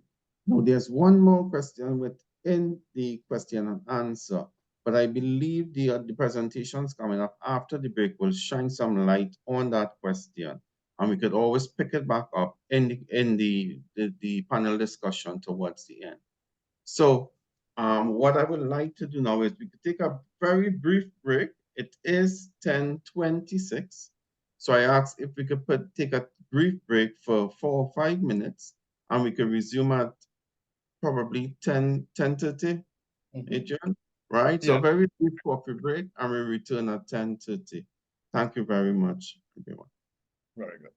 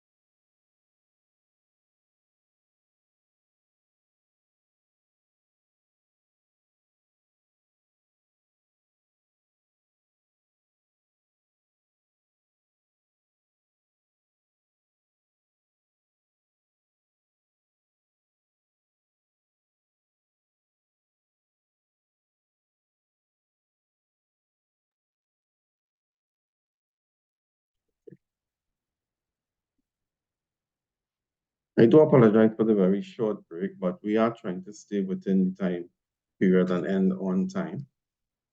So we'd like to continue now with these presentations, the after break presentations. But the first one from Dr.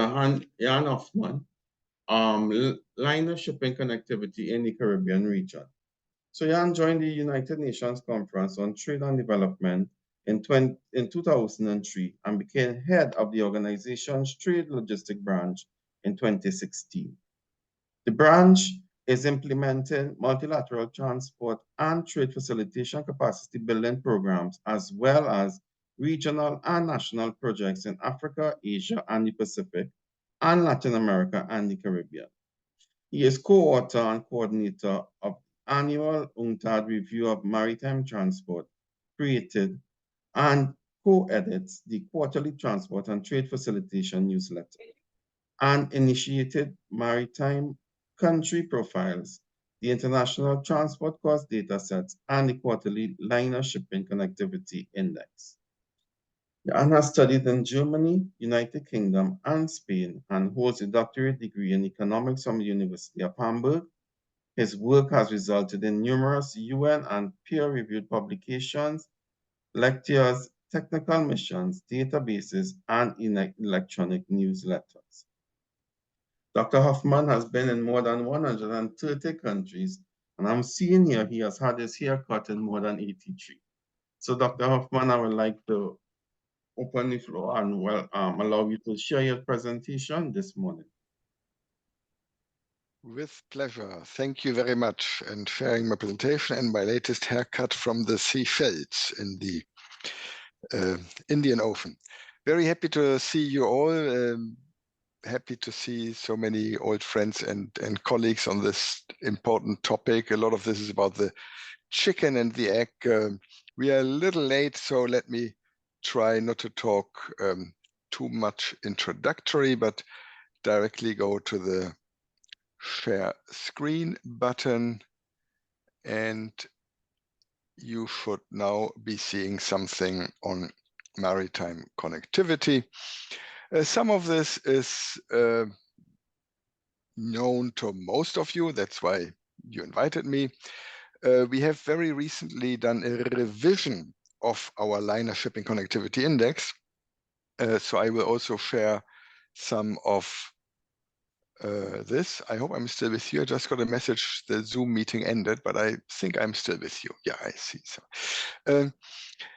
So we will discuss why are we doing it, preaching to the converted, how to measure it, a little bit verbal, what we have changed, and then some hard data, not yet published data, latest data, not too much, but to discuss on Caribbean connections. Let's start with why. Preaching to the converted. And Maria just very nicely explained, yes, we are limiting this connectivity index to containerized, to liner shipping, which moves about 2/3 of the maritime trade value, not volume, but value. So about 2/3 roughly of what is shipped is actually inside containers. And the economists call the container the humble hero. They claim that the containers have been more important for globalization than freer trade, more important than the WTO, and even more important than UNCTAD. Hardly to believe, but that's the claim. So we say, okay, if containers are so important and containerization and these regular shipping services that move containers, how can we measure this? And we have a lot of evidence, some of this going back to times when I was working with ECLAC in Santiago de Chile with co-authors. Gordon is here with Ricardo, with others. Rodolfo will remember we were working on this when we had meetings in Panama. So it's just one shot here from the Caribbean. You can clearly see the more competition there is, the more carriers that provide services, the lower the freight rate. So that's a bit on the why. So we developed this index, and in order not to quote only UNCTAD, but to quote others, including Jean-François Avis, a good friend and really appreciated analyst, Jean-François Avis is among the brains behind the World Bank LPI, Logistics Performance Index. So he put the LPI and the LSCI. So I hope you can see if I move my mouse over it. So here the Logistics Performance Index and the liner shipping connectivity into some trade model about trade costs, and the liner shipping connectivity index in this research was more important, the most important determinant of these trade costs, just below distance. Distance, of course, leads to higher trade costs. That's the blue at the bottom to the right, and better connectivity leads to lower trade costs. So you know this, I'm preaching to the converted, but the challenge, of course, is especially in the Caribbean, the chicken and the egg. And with Rodolfo's predecessors, is it now 25 years ago, we already did a study on the chicken and the egg. The basic idea is, if there's not so much trade between the Caribbean countries, one of the reasons is that there's not enough transport supply. So if we could, one way or another, encourage, invest, subsidize, promote, facilitate more transport supply, we would hope that then there will be more competition, lower freights, and more trade. By the same token, if you have better services, you also have more trade. Shall I invite? I got some messages here, so let's admit the new participants. If you have better services, you also have more trade, then you have more income to finance infrastructure, and then you have better services. Again, chicken and egg. Last but not least, you have the, this one should move. If you have lower transport costs, by the way, here I'm showing photos from Hoffman's Travels. I hope you recognize the places. Lower transport costs, more trade, you have economies of scale, and then you have lower transport costs. So I think that's, in a nutshell, the logic behind it. Maybe two additional thoughts in this chicken and egg. Recently, we had here visiting us friends from Curaçao, who talked to us about a new service between Curaçao and Dominican Republic. And they could really showcase with anecdotal evidence that once the Don Andres started providing some services, there was additional trade picking up with some delays. There's one study done by a friend of ours, Ben Shepard, with our data and World Bank data, basically saying, if there's a direct service vis-a-vis no direct service, very roughly on average globally, you have 40% more trade. So this is just a statistical correlation.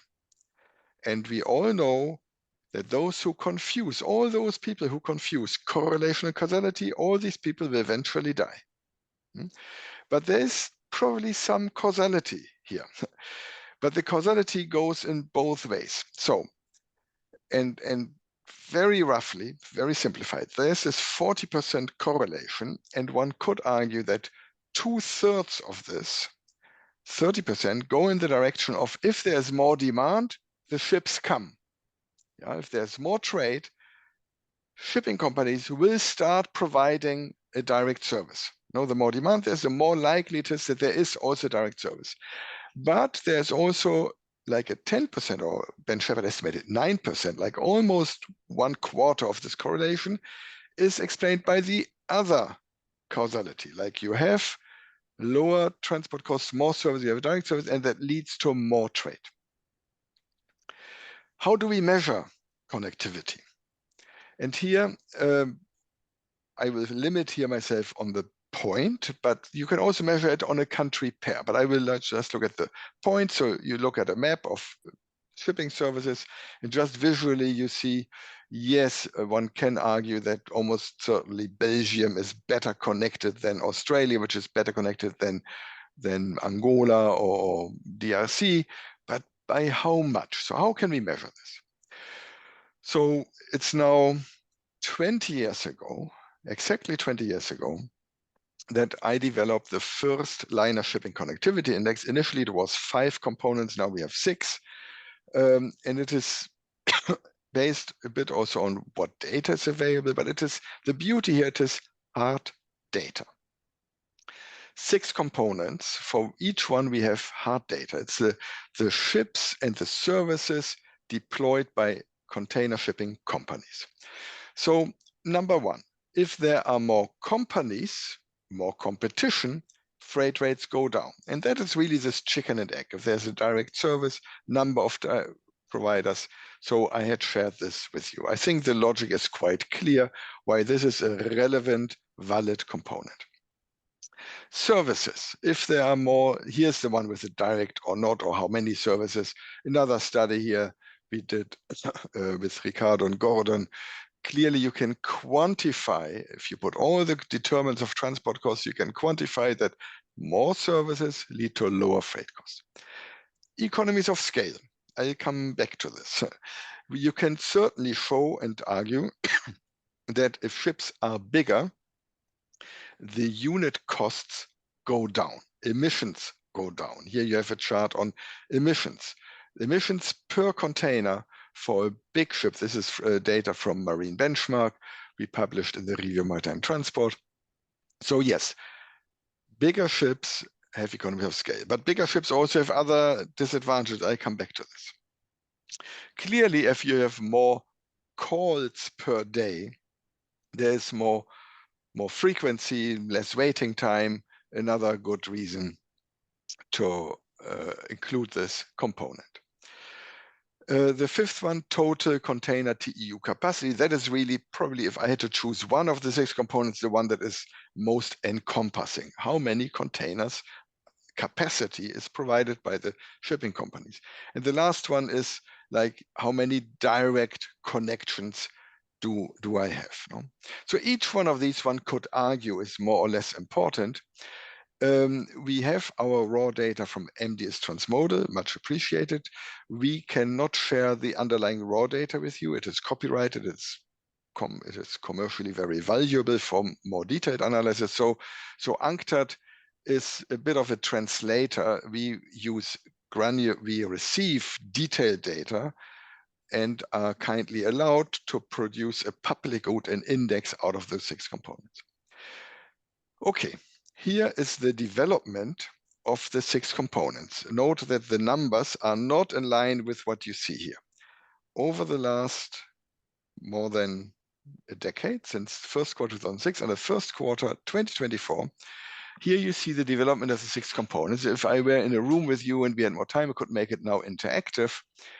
Which is the brown line, the one that has increased the most? And these are really averages per country. So the average per country, if I index it, the one that has gone up most is, you probably get it right.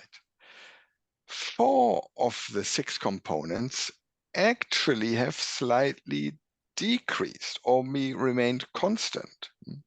So when you create an index for out of these 6 components, it starts making a difference if these move in opposite directions. Within each country, within each port, we also have this on a port level. We have this for more than 1,000 ports. Each port has an index. So of course, a port or a country that receives bigger ships, more companies, more direct calls and so on, these are positively correlated. So normally these 6 go together in an individual port. And if you compare ports or countries, but over time, we see competition is getting worse.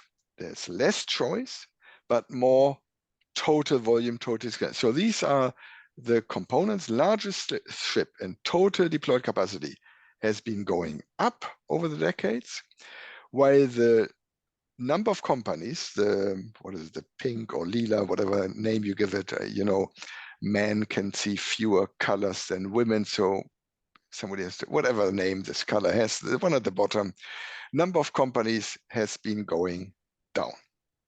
And with this in mind, and we don't have time, it's not the purpose of the seminar, but we have revised the methodology slightly. We use the same components, but we have done 2 things. We have readjusted to have the base year 2023 and not 2006. And we have not divided by the maximum value of each component, but by the average value. So this is the new, slightly revised index. And this, I will now share a couple of slides with you about the Caribbean connections. Intra-regional connectivity, the chicken and egg. I've chosen some countries which I think that are relevant for this group. I could have chosen others, so I spent some time yesterday evening to filter my data set from MDS Transmodal. So the bigger bars mean more deployed capacity. This is bilateral, so it's not the index, which the index is for a country, but here is for a pair of countries. So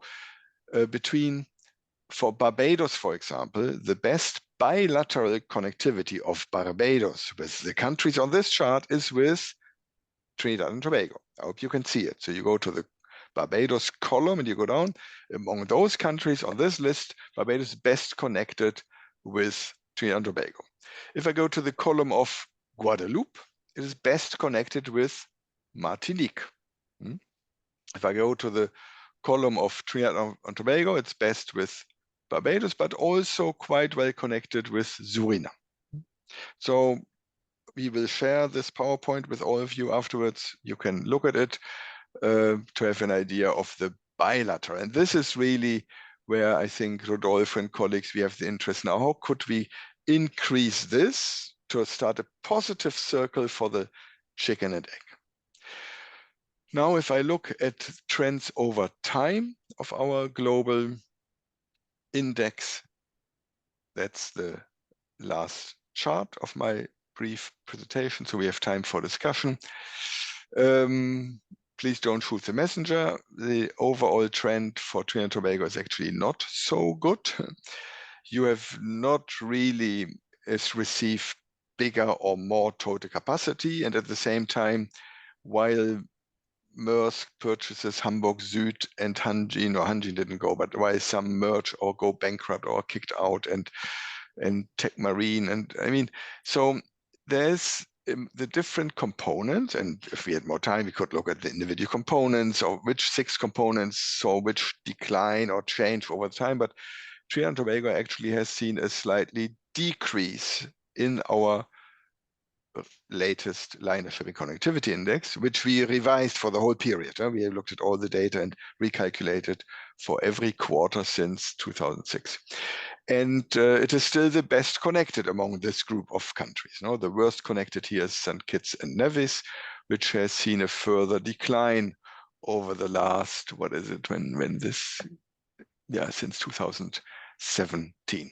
So we could discuss, we can see what can be done to move this up, to improve this. The challenge remains. Unfortunately, if I look at the global, I could have put it here, but I'm telling you, the average LSCI for the average country of the world with the new calculation has still seen an improvement. And the best connected countries in the world have seen improvements, increases. Small island developing states, on average, have not seen improvements. So the challenge remains. If anything, it's getting worse. It's unfortunate. So to continue the discussion, if you want more, and I will leave this with you, first you can download all the data, all the new index, including port level, country level, also the bilateral index. We have, I think, up to 2022, I'm not sure. You can also read the article about our LSCI revision, so where we explain why and how we have reformulated. It's still the same logic, still the same component. We have just ensured that each component now has the same weight and is adjusted to the latest data, not 2006 data. And last but not least, please join us in Barbados, 21-24 May, where we have an amazing 4 full days of amazing, the who is who in supply chains, including sessions on maritime connectivity, on air connectivity, session USAID is organizing, a dozen heads of organization, SG of CARICOM, UNCTAD, ILO, UNIDO, who Association Caribbean States, they will all be there to continue that discussion. Thank you very much, and I'll stop share to be with you, and you can listen to our, yeah, I'm ready for your questions and corrections and comments. Thank you. Thank you very much, Dr. Hoffman. And that was another very interesting presentation, especially the decline towards the end, seeing those figures on decline in the Caribbean countries, and how you created this connectivity in index. We do have a question now. I will throw it out there and see if anyone could answer it. So this is from D'Angelo Merritt.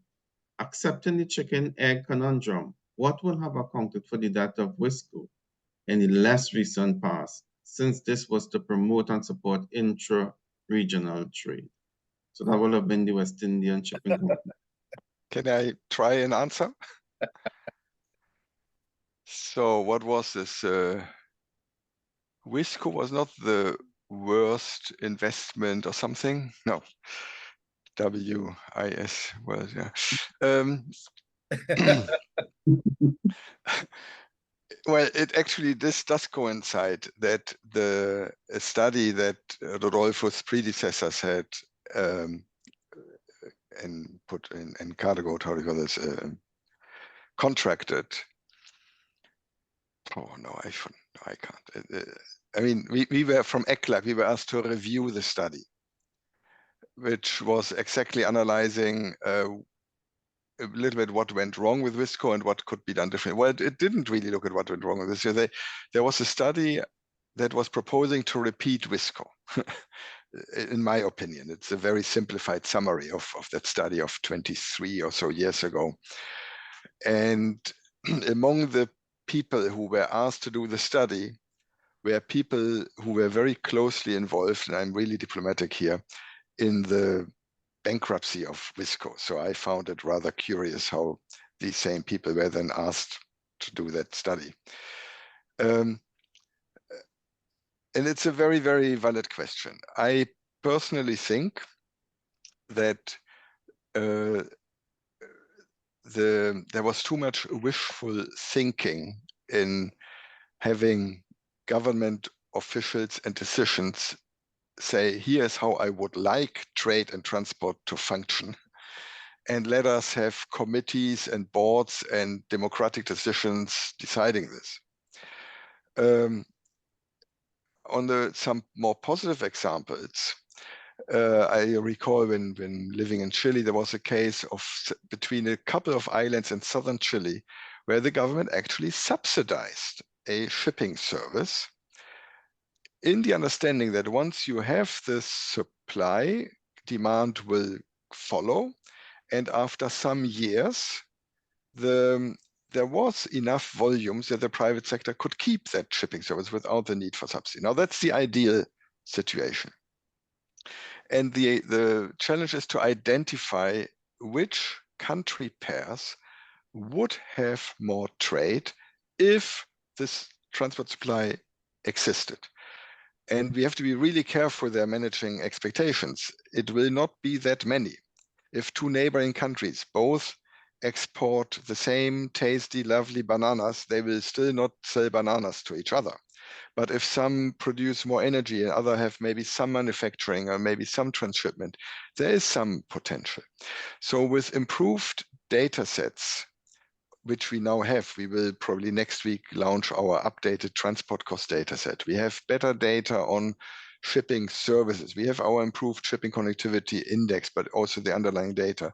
I think we have now more possibilities to do this, I would call it gap analysis, and see which countries would have more trade. And then there is a case for subsidy. There's a case for public goods. So I've a bit deviated from blaming Wisco, and I didn't participate, so I don't know the full story.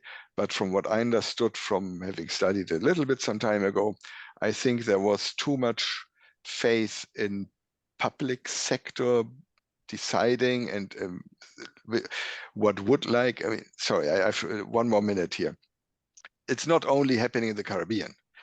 We have similar cases in South America with IRSA, where some committees decide about routes of bioceanic corridors going through some funny places where they would not go, but because somebody has a senator's seat in that region also. I mean, we have the same, where I contributed to a study in the African Development Bank. This study was never published because one board member of one country didn't like one of the corridors. And I mean, so, and I have the feeling this is a danger. We have to be very, very realistic. I think we all understand the chicken and egg challenge, but you cannot impose. You cannot just dream up like what is politically convenient. Sorry for. Thanks for listening to me. Saves me the money for the psychologist. I'm back with you. Thank you very much, Dr. Hoffman. All right. So we can move on to our next presentation from Mr. Eduardo Lugo on the study for regional ferry service in the Eastern Caribbean. So Mr. Lugo is a dynamic executive with over 40 years of experience in international trade, logistics planning and management, maritime transportation, intermodal, multimodal, and supply chain management. He's an expert in market research analysis and consultancy, and president and CEO with Maritime and Logistics Consulting Group.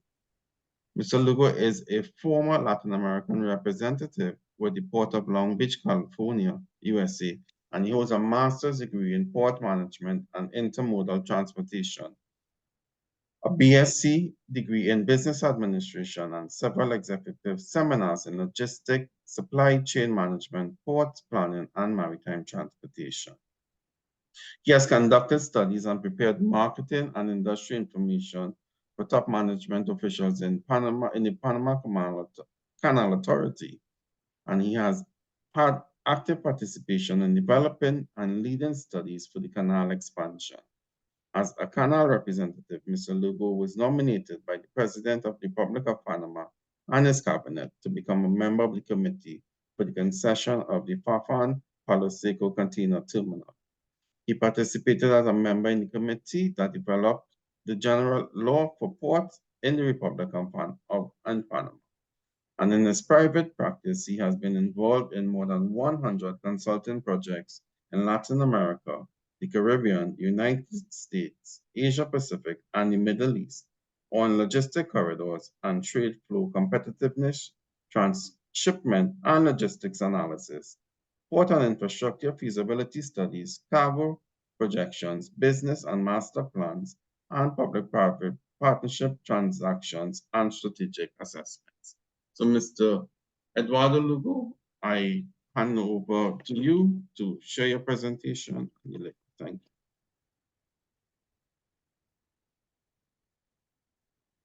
Thank you, Stefan.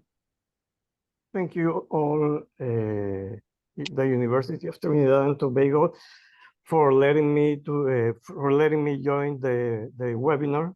I have been supporting the initiative of the university for many years. My good friend Adrian, we have been assisting you and assisting the university in other programs. It is a good opportunity to be here and to share my presentation with good friends, Rodolfo, Jan, who preceded me, Ricardo, who is in the floor too, and many others who are also in the floor today. We are here today to speak about the short sea shipping services in the southern region. Some of these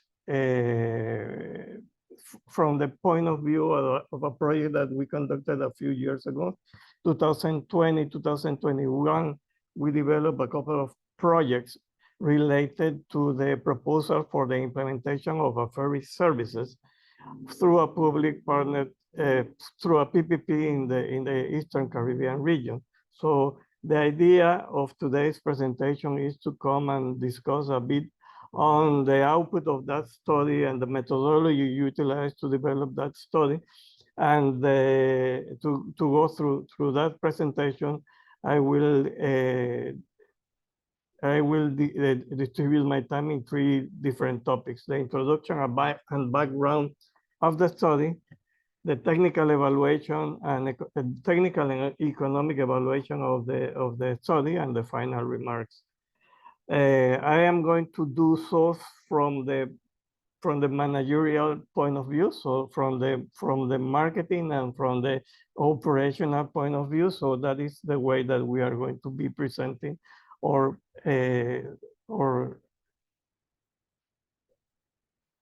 presentation today. We have been conducting the presentation today. The study was sponsored by ECLAC, and the final beneficiary of the study was back then the Association of Caribbean States. Basically, the objective of the study was to evaluate the potential of the regional ferry service in the Caribbean, and taking into account that the social economic development of in the region, and in order to improve connectivity and produce better regional integration in the Caribbean area. Most of that in line with the previous presentation that we have just received. The scope of the study was on only passenger ships, cargo ships, and also raw packs analysis. So we have to evaluate the three options, and that is what we developed and when conducting the study. For those who want to get more information about the study, the study was published by ECLAC, and you can see in these slides the Spanish and English version of them. So you can read all the information with more detail in both versions of the analysis of the study. The study was conducted by focusing in 19 countries in the region, 4 of them continental countries and 15 of them islands in the Caribbean. If we take into consideration the continental countries that were to evaluate in the study, basically the 4 countries represent 80% of the population, GDP, and the territory within the area. The 15 insular countries, the largest of them were Trinidad and Tobago, Guadeloupe, and Martinique, basically 70% of the islands in terms of population, in terms of land, and in terms of GDP is what they represent. We have to bear in mind that there is a particular issue here. It is not the same case that in Greece, that you have many islands within one country. You have here many different countries and territories, not only countries, but also territories from European countries as well as the US countries. So that makes it complex and difficult to implement such as this kind of systems. In total, 83.5 million people live in the area under consideration, 2.4 million square meters of land. As mentioned before, and Jan just confirmed that, very poor connectivity in the area. And as we have been discussing since the beginning of the presentation, there's a low economy of scale in the area. The way that we conducted the study, we basically use as sources secondary previous study and secondary sources of information, as well as interview with basically ferry operators, not only in the Caribbean area, but in other areas.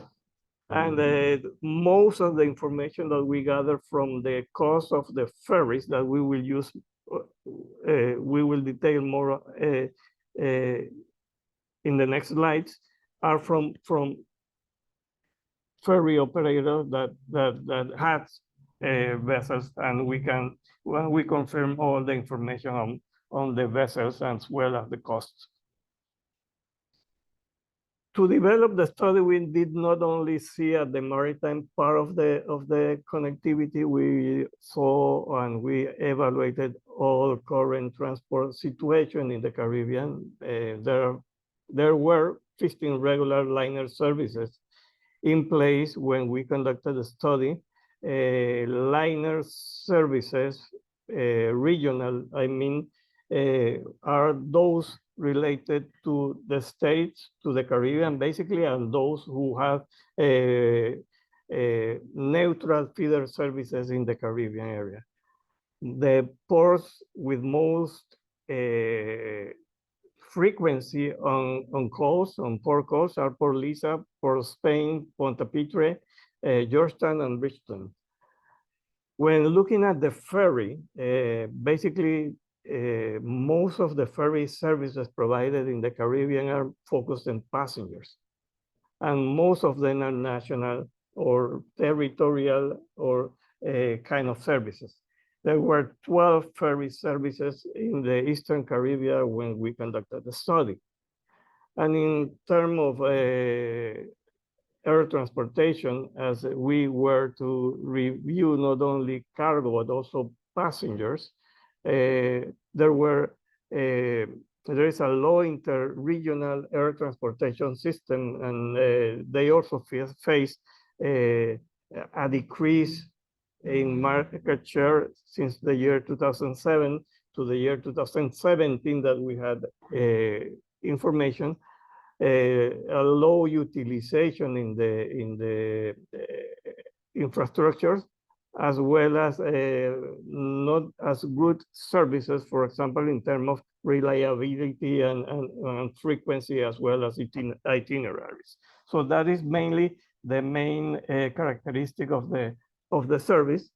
The region faced great challenges, not only in terms of logistics, in terms of integration, in terms of climate change, and we have spoken yet here on all the IMO measures for decarbonization, among others.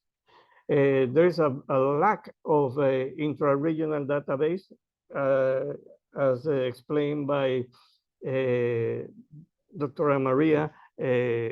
The same case that they are facing in Greece, we are facing here. We do have a lack of intra-regional database. You can identify some data for the countries that are the island countries in the region, but it is difficult to identify data for the territories or European or US territories in the region. The Caribbean needs to strengthen regional policies and need to improve trade facilitation processes. Most of these processes take too much time, and providing a ferry service with a efficient, proper process for trade facilitation will delay the service and make it not competitive.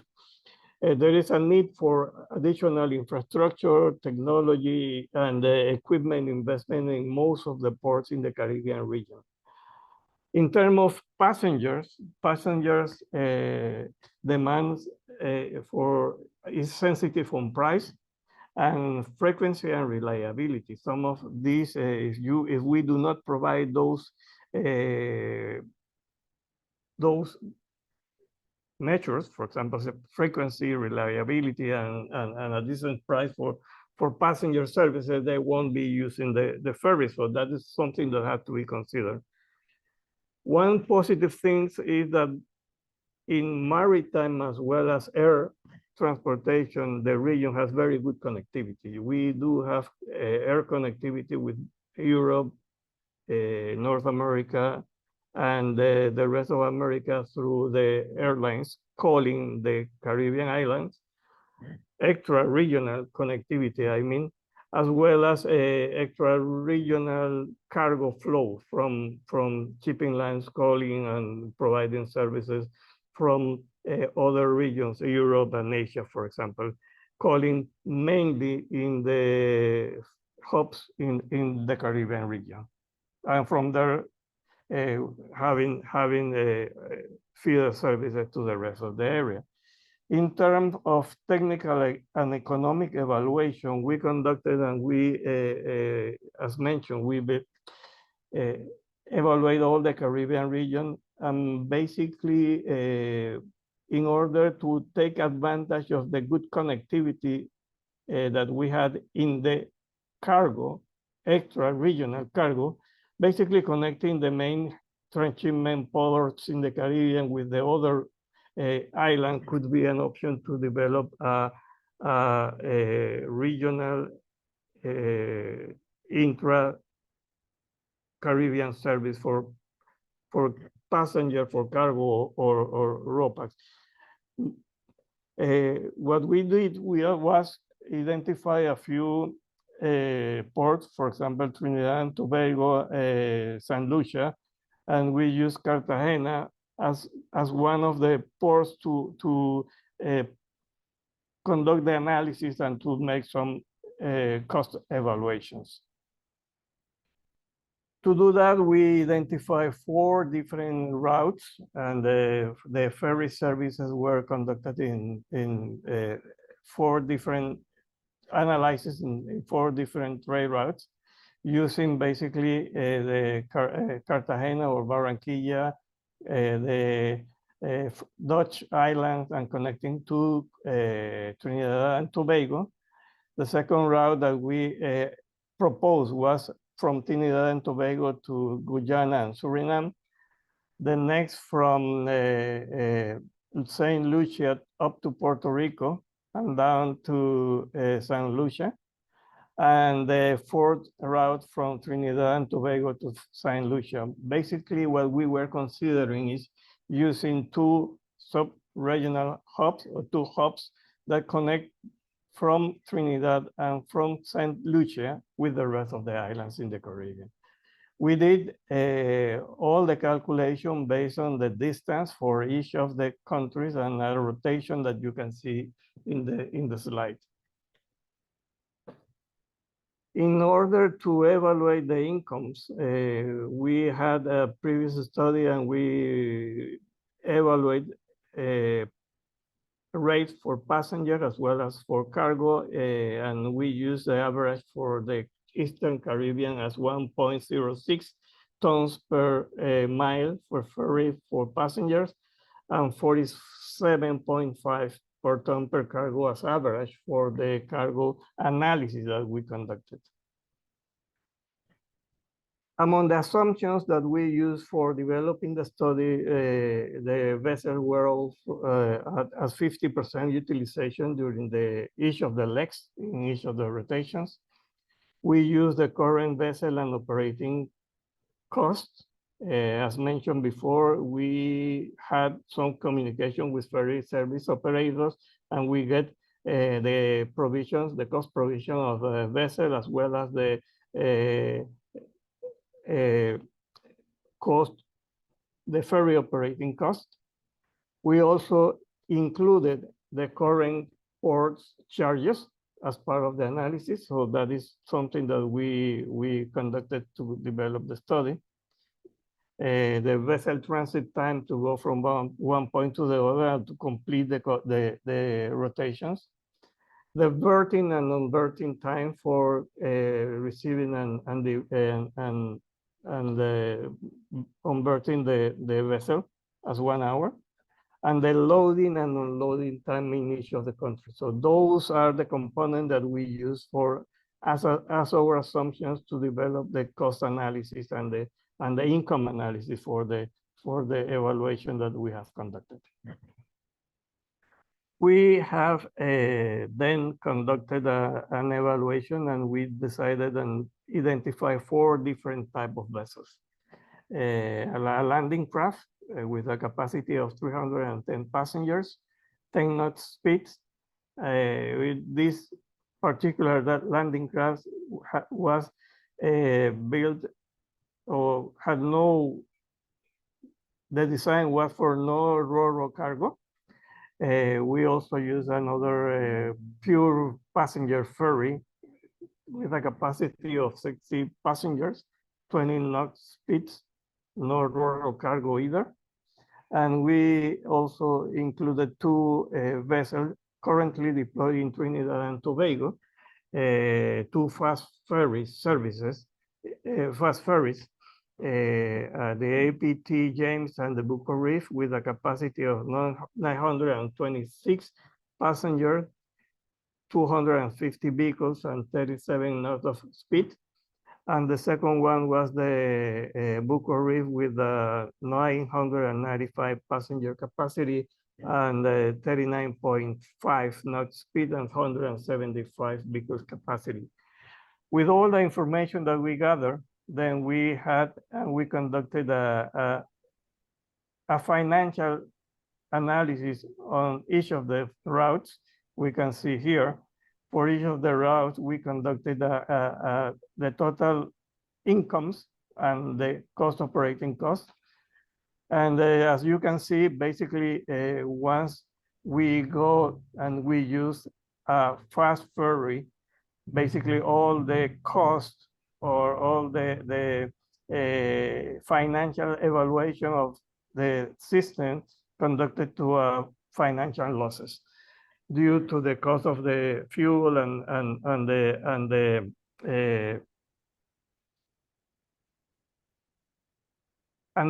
size of the vessel. Basically, what we also conducted is a subsidy that needs to be addressed for each of the ports in order to get to the break-even point of each of the situation. For each route, we had the total time per day, total time per voyage, and as final remarks, economic viability for a slow vessel is ideal for cargo, but not for passenger.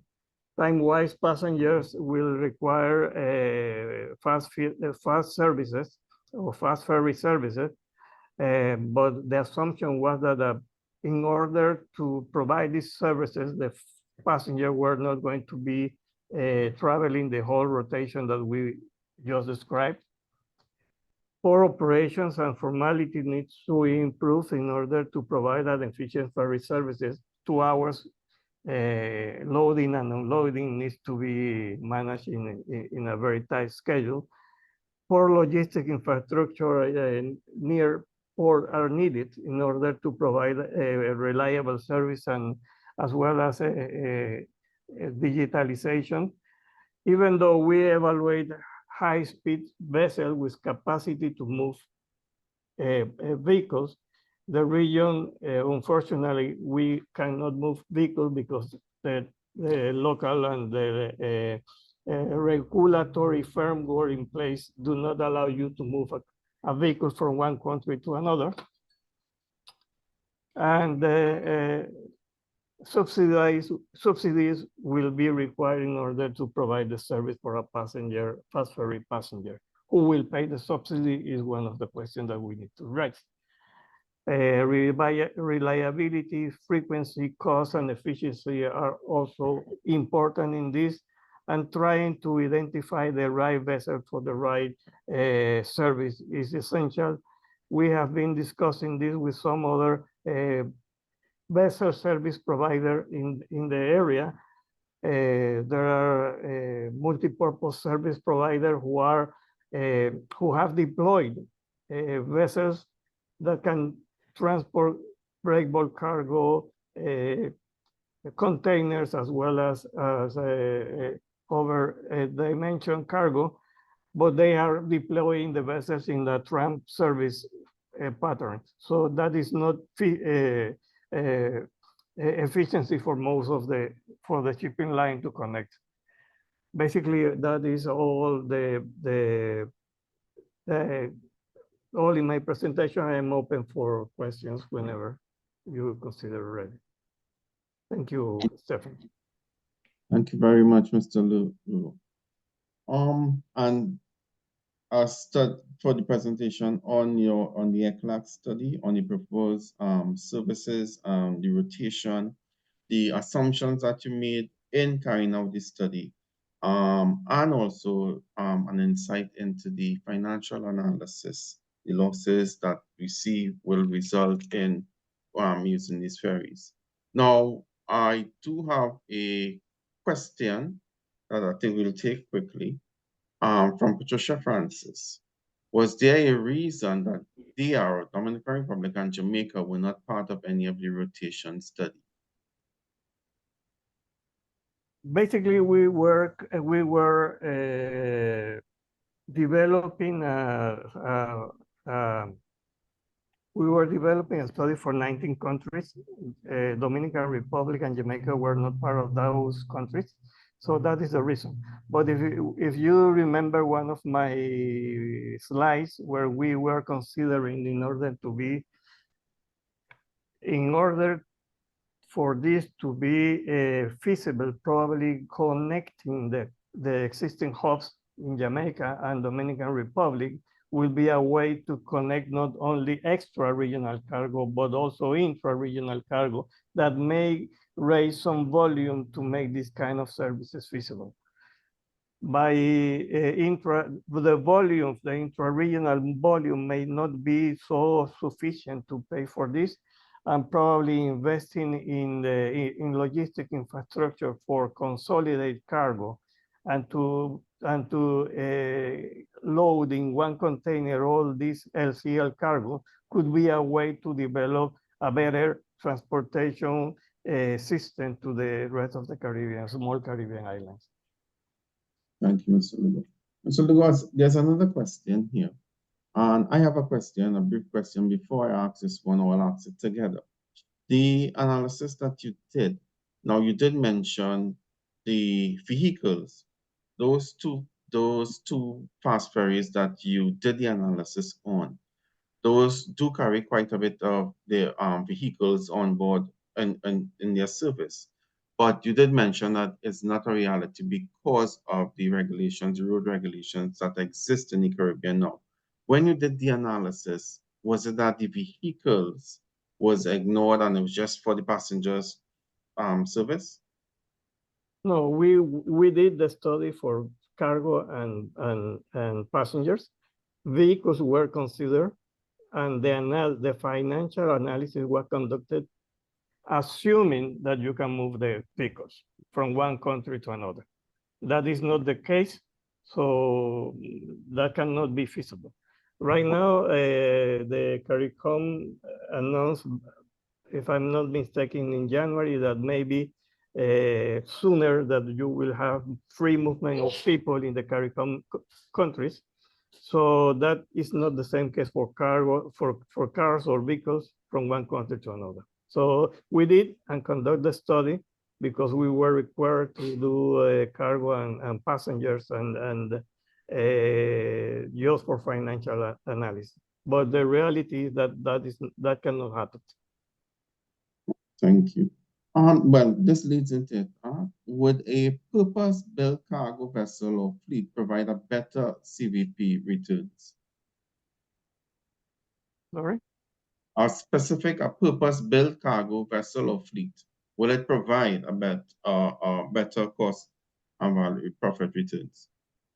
As you saw in my presentation, basically slow cargo and passenger do not have the same needs. And probably, as you have seen in the Caribbean, feeder services can take a week. So probably a dedicated neutral feeder service in the Caribbean could be an option. But the reality is that most of the countries in the Caribbean has small volume of cargo, and most of them LCL cargo. So probably a multi-purpose type of vessel could be an option. One of the issues that we have seen is that, for example, we met one of the operators that has deployed vessels in the Caribbean. They do have the capability to move Ro-Ro cargo as well as break bulk and container cargo, but they have not been successful in providing a weekly service or a regular service because of the lack of cargo or the lack of demand. In theory, that will be ideal to have a vessel that will bring you the ability to provide services for LCL and FCL cargo. But the issue here now is the same that we were discussing, the chicken and the egg, the cargo and the vessel. Thank you very much, Mr. Lugo. All right. I encourage participants to put your questions in the question and answer.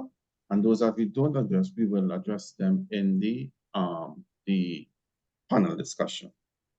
So I'd like to move on now to our final presentation this morning. And this is from Mr. Adrian Bihari.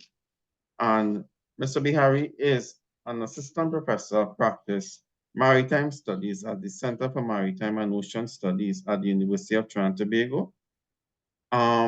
He lectures in Maritime Economics and Logistics in the BSc program in Nautical Science and Maritime Operations and at the Master's Science degree in Maritime Operational Management. He is also UTT's appointed expert point of contact for CELACAP ongoing project, which is aimed at the creation of a digital and collaborative port logistics community in Latin America and the Caribbean region.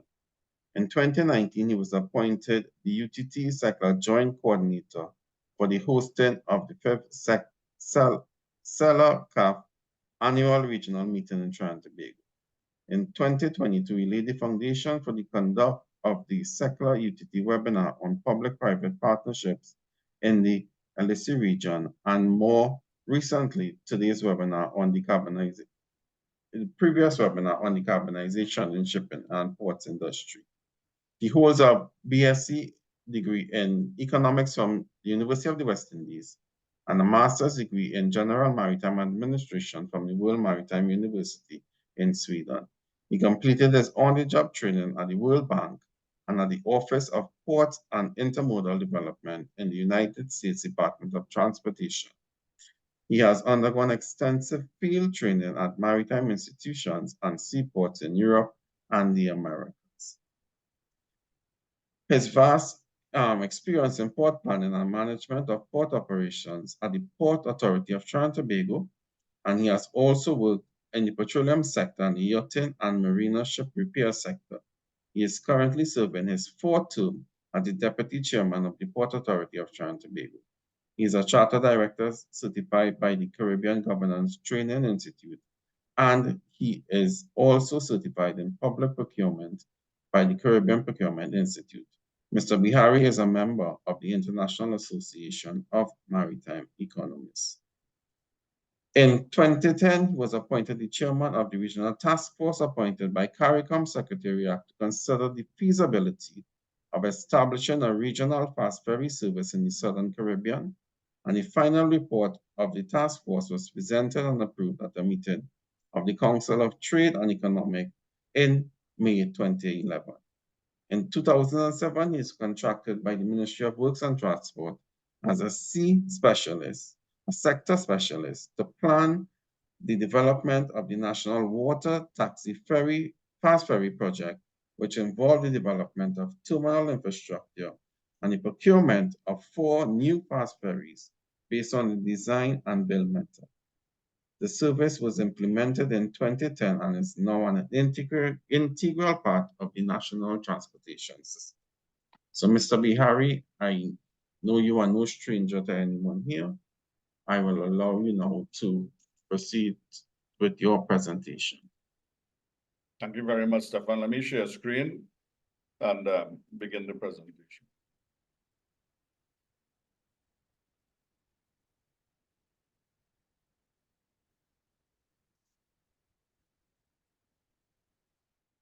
Okay, great. So today's presentation is based on an economic model of a short sea shipping service in the Southern Caribbean.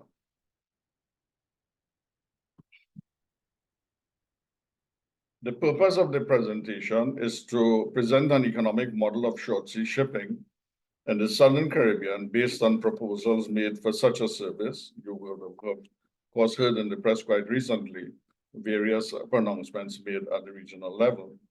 As a matter of context, at present, the governments of the CARICOM, Caribbean Community, are currently considering the creation of an intra-regional cargo and passenger driver RoPax ferry service in the Southern Caribbean. The stated objective, and this is important, of the regional governments is to support food security in the region. So once you hear food security, you immediately start to think about cargo.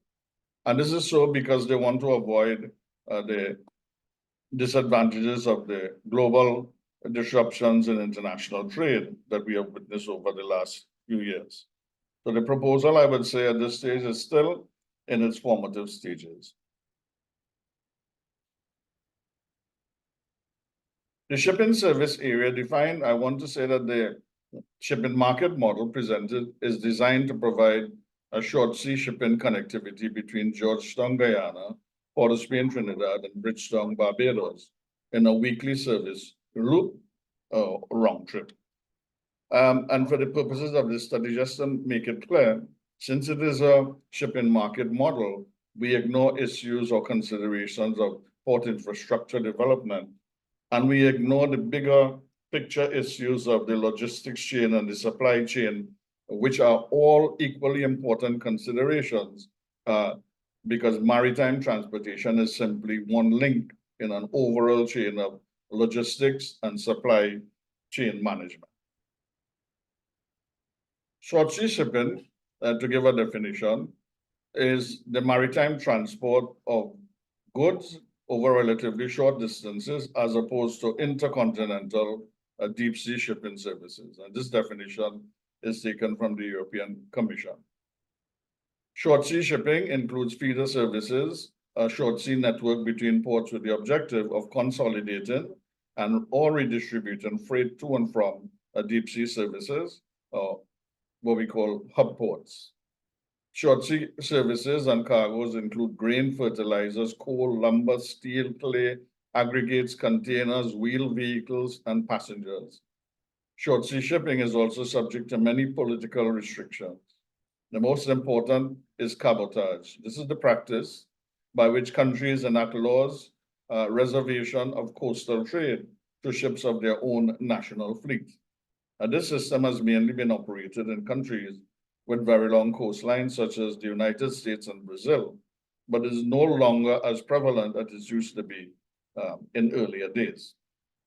For the purpose of the International Maritime Organization on the Safety of Life at Sea, a voyage undertaken by a vessel engaged in short sea shipping in the Southern Caribbean region would be classified as a short international voyage based on the following definition. A short international voyage, according to the IMO SOLAS Convention, means an international voyage in the course of which a ship is not more than 200 miles from a port or a place in which the passenger and crew could be placed in safety, and which does not exceed 600 nautical miles in length between the last port of call and the country in which the voyage begins, and is the final port of destination. Characteristics of short sea shipping is also important to make a distinction between the terminology of short sea shipping and a regional ferry service. So we see, if you look at the press reports, the terms are being used, regional ferry service, when perhaps the more proper terminology would be a short sea shipping service. Jean-Paul Rodrigue, my colleague, and known to many of the presenters here, in his book, The Geography of Transport System, characterizes short sea shipping as a single type of service which involves three distinct modalities of service. And this is his characterization of the different types of services: regional services, ferry services, and feeder services. And he talks inside of this schematic of the market, the frequency, the service, the operation, the cargo type, the infrastructure, and the competition. And this distinguishes one service from the other. So we need to be clear in terms of the objectives of the regional governments as to exactly what type of service best suits this overriding objective of food security. That's important. Regional short sea services concern specific connections that are designed to service commercial relations, commonly within the same corporation dedicated single services with scheduled but low frequency services. Depending on the commercial relation, it can involve bulk or containerized cargoes carried by smaller ships, unless larger volumes of bulk cargoes are involved, such as in the case of petroleum or mining aggregate products. Feeder services, on the other hand, are connections that are integrated into the global container shipping network through transshipment hubs to move containers from feeder, that is to say smaller carriers, to deep sea larger vessels. These services are scheduled according to the network strategies of the shipping lines, and they can be replaced with direct calls if volumes increase at a substantial enough level. Feeder services effectively link smaller ports to a wider global shipping network. Still, they involve additional delays due to transshipment and higher costs per TEU because of the lack of economies of scale. Ferry services, on the other hand, are fixed point-to-point services that are running on schedule and high-frequency routes that usually accommodate a combination of passengers and freight flows using roll-on, roll-off operations. They are present to service well-defined connections that include social, passengers, and commercial freight interactions. Martin Stopford, we are all students of Stopford's maritime economics text, defines a liner shipping service as follows. A liner service is a fleet of ships with a common ownership or management structure, which provides a fixed service at regular intervals between named ports and often transport to any goods in the catchment area served by those ports and are ready for transit by their respective sailing dates. A fixed itinerary, inclusion in a regular service, and the obligation to accept cargo from all comers and to sail, whether filled or not, on the date fixed by a published schedule are what distinguishes the liner from the tramp service. Another important feature of a roll-on, roll-off liner shipping service is that the ship provides its own fleet of container handling equipment, that is to say, trucks or cabs and container trailers or chassis and container units, whether they are TEUs, FEUs, or 10-foot containers, which may be either owned or leased ship's equipment. On the other hand, a regional ferry service generally relies on the passengers to provide their own mode of transport for the carriage of goods by sea, whether it is an industrial container truck and chassis, a commercial truck or van, a light goods vehicles, or some personal vehicle. These are important distinctions to be made at this stage because they have implications for the type of services offered and the operating cost of the service and the level of market competition in an industry which was previously characterized as a very good example of perfect competition, but now, over the years, has evolved into one of market concentration and consolidation through mergers and acquisitions and global and regional shipping alliances. Very important to understand the nature of the market and market competition at this point. I examined the value of trade between the three countries that we have identified in this study area and came up with this information that has been provided by the Ministry of Finance. If you see a value of trade between Trinidad and Guyana, Trinidad's exports to Guyana and Trinidad's imports from Guyana. And if you look at the last 3 years, 21, 22, and 23, it's a 6-year period, you see a ratio of 5-to-1. So that's important when you're beginning to understand trade flows, because although it's a bit complex, you can use values in some cases to derive cargo tonnages. If you look here, on the other hand, at the value of trade between Trinidad and Barbados, again, Trinidad exports to Barbados and Trinidad imports from Barbados, and you see a ratio, on the other hand, of 3-to-1. So that immediately conveys the difference, 5-to-1 compared to 3-to-1. It means that the greater trade relations lie between Trinidad and Guyana and less so between Trinidad and Barbados, although we all enjoy trade between the three countries. Merchandise trade I also was provided with a spreadsheet of detailed by the Ministry of Finance listing the type of merchandise trade between Trinidad and Tobago, Barbados, and Guyana, respectively, which shows a range of goods across all categories comprising mainly manufactured goods, commercial goods, wholesale and retail distribution goods, all of which are containerizable or may be containerized into FCL or LCL shipments.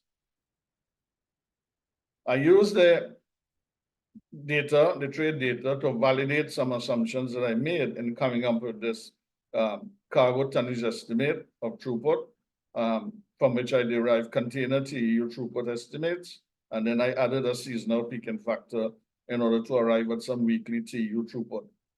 So you see it for Guyana to Trinidad, Trinidad to Barbados, Barbados to Trinidad, Barbados to Guyana, Trinidad to Guyana, and for all countries. You see a container throughput of 22,000 TEUs with the seasonal peaking factor, 28,600, and the weekly TEU throughput of 550,000. So we kept using that value of 22,000 in the calculations. Or I kept, sorry.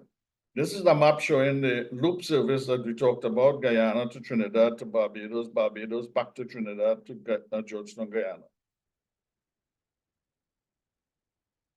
I was very fortunate to have the assistance of Bridgman Services Group. They currently provide a time charter service to the country, Trinidad, with respect to ro-ro cargo services provided by the vessel called the MV Cabo Star.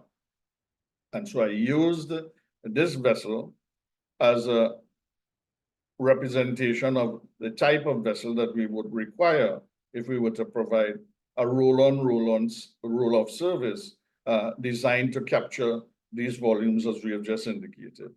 So you see here the main particulars, 320 roll-on, roll-off carriers, and you see the flag state, the port of registry, the year of build. So the vessel is about 35 years old. Nonetheless, she performs extremely well. And I thought that this is perhaps the best example as we relate to the type and suitability of a vessel service. There may be differences in size, of course, but this is a good example for doing the calculations for the economic analysis that follows. Machinery, we have the propulsion type, the gearbox, the main engines, the output of the engines, the auxiliary engines, all of which is important technical data for the calculations, as you will see. And then we have the performance given at an earlier stage in the vessel's life. Here we have the dimensions of the vessel, gross tonnage of 19,963, net tonnage of 5,989, a deadweight tonnage of 8,842. That is the cargo carrying capacity. The overall length of this vessel is pretty large, 158. The beam of the vessel, 25. The depth of the vessel, 7.9. And the draft of the vessel, 7.2. The cargo handling system, we have 3 levels of storage, the deck 1, deck 2, deck 3, deck 4. And then we have the access heights, which allows cargo vehicles of a certain height limitation, the allowable height in each case. This is the schematic of the vessel, broken into 2 sections that gives further details on the different levels of the vessel, as you can see in the first drawing here, all the way up to the weather deck. So I used a weekly rotation, a weekly route rotation, Guyana to Trinidad. So you see the distance in miles and then the distance in nautical miles.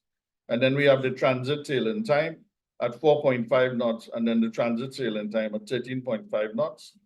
For the reasons of the age of the vessel, the owner of the vessel has recommended 13.6 knots. So this is closest 13.5 knots, which I've used in the calculations. And then we go on Trinidad, Barbados, Barbados, Trinidad, Trinidad, Guyana. So we have the total nautical distance. Then we have the transit time. So you see total nautical distance and transit time. Then you have the vessel turnaround time in port. So we estimated 8 hours cargo handling time, 4 hours turnaround coming to berth, going out of the berth. So 12 hours total by 5 port calls, as you have seen above. and that gives us 5 12 or 60. And then you have the estimated round trip hours, where you add one to the other, 184. And then the estimated round trip in days, 7.67. So we say 1 week. The model assumptions are cargo transport demand, an estimate of demand for containerized shipping, and roll-on, roll-off container handling services. The route rotation, as you have seen, it's a looped service, a round trip, weekly. The map has already described that. Cargo handling time in port, we said 8 hours. Vessel total turnaround time, 12 hours. And the service speed, 13.5 knots. We assume the daily charter hire rate of $20,000 per day over 365 days. And we assume 2 weeks of dry docking. It could be 3 weeks, but the off hire is provided for. And so the total annualized charter cost is $7,300,000. Fuel consumption costs, I wanted to run through this quickly with you because it's important. You said the load speed, the vessel's load speed can vary several knots depending on prevailing sea state conditions, which we say are significant wave height, wind, wave, and current action. So the service speed, we said, is based on 83% MCR or 13.6 knots, which is used in the fuel consumption calculations. The fuel consumption on the main engine using 2 main engines at 13.6 gives us 50 cubic meters per 24 hours. And for the auxiliary engines, if you're using 1 auxiliary engine, it's 4 cubic meters per 24 hours during no cargo operations, or 2 auxiliary engines at 8 cubic meters per 24 hours during cargo operations, or 3 auxiliary engines when the vessel is in port, of course, at 12 cubic meters per 24 hours. So we use this data in the calculations. The fuel consumption cost calculations are based on the transit sailing time, the vessel's turnaround time in port, and we showed that information earlier on in table 2. So we have distance in nautical miles, transit time at 18.5, fuel consumption at 50 cubic meters per 24 hours, and then you apply one against the other, and then you get your fuel consumption at $3,920 per cubic meter. So that gives you a total for round the trip of $823,200. So the total fuel consumption per round trip plus the total fuel consumption gives us a fuel consumption per annum, and then you have total fuel consumption $6,875,797. This is the calculation for the calculations in port for the various maneuvering time using 12 cubic meters per 24 hours, or cargo handling time using 8 cubic meters per 24 hours, or non-cargo handling 4 cubic meters per 24 hours, and then you have your total cost calculation here. So assume berthing fees, port costs, of course, we went on to port fees and charges, berthing on mooring and unmooring, it's sometimes called. We use base rates set by the Port Authority to estimate for the 5 port calls, and we ended up with 314,600. So 314,600. Container handling costs, I use a rate of 250, which is a little bit on the high side, but it picks up some incidental costs, and we arrive at 5,500,000. Empty chassis, 332,000. Reefer charges, 36,000. Chassis storage, 332,800. Reefer, 36,000, as I explained. Insurances, various charges here. Shipping agency costs, we estimated at 3%, based on a 5% on imports and 2.5% on exports for against the applicable freight rate. I use a freight rate of $1,500, which is equivalent to $125 per ton. Currently, using the schooner trade as one example, rates range between $25 and $50 per ton of cargo. So this seems quite reasonable for this type of service. That gives us 990,000. So if we do an estimate of the annual operating costs and we put all of these figures into the equation, I wasn't able to get some figures here. I had proposed to add some trailers and chassis and cabs and containers because when you're running a cargo service, none of the other shipping agents will allow you to use their ship's equipment on your voyages. So the model assumes that the operator is going to have to lease container units, lease a chassis, and lease cabs to make the system work and work efficiently. So we ended up with about $25 million, as you can see here. More or less, that is a good estimate. I think the figures are fairly clean. And then we projected annual revenues using 15, 16, 17, 18, 19, 2000. When I say we, I take full responsibility because I did these calculations on my own. Any errors or omissions are totally mine. I used a figure of 22,000 TEU throughput, and then you see the revenue flows are 33, 35, 37, 39, 41, and 44, which tells me that under these assumptions, you can certainly recover the operating costs of the service, including any provision for container equipment, and offer a service. Because I'm privy to freight rates, I have a database of freight rates charged for services within the region. I think these rates are more than competitive when compared to some of the regional feeder services that run through the area. So in other words, it's a good and financially feasible proposition. So the model shows that under certain assumptions, the introduction of a regional ferry service is economically and financially feasible. And if sustainable in the long run, it can result in the promotion and expansion of containerized trade within the Southern Caribbean region, what Jan aptly described as the chicken and the egg situation. There's no doubt about it that Guyana is emerging in its own right as an economic powerhouse. Trinidad and Tobago, as you know, is a manufacturing hub in the Caribbean, and Barbados is a service economy that thrives on the provision of fresh fruits, vegetables, fish, all of the ingredients that go to making a service economy. So you have a good combination there. And if you can get it to run in a system that moves primary product to a manufacturing hub and then relays that cargo to the rest of the Caribbean, not only Barbados, then you might be onto a good economic framework. However, the vessel design, the technical specifications, and the cargo handling capacity and capability must be adapted to provide a reliable liner shipping service that is consistent with the demand for containerized cargo transportation between the islands and is also able to compete with existing liner shipping services in the region. Such a service is likely to close out any gaps in the existing liner shipping services within the Southern Caribbean. So that issue of connectivity that Jan pointed out, where we see a decline in connectivity taking place in the Caribbean region, that is an indicator, a positive indicator for the introduction of this service. And I want to make a qualifier here. It is not intended that this kind of service be run by regional governments or individual governments or any such thing. This is a matter for the private sector because we have a market environment in which the private sector provides these services. So I want to make that very clear. Accordingly, the following design specifications are recommended for the acquisition of a suitable roll-on, roll-off cargo ferry. So I've put down some design characteristics and cargo transport capacity.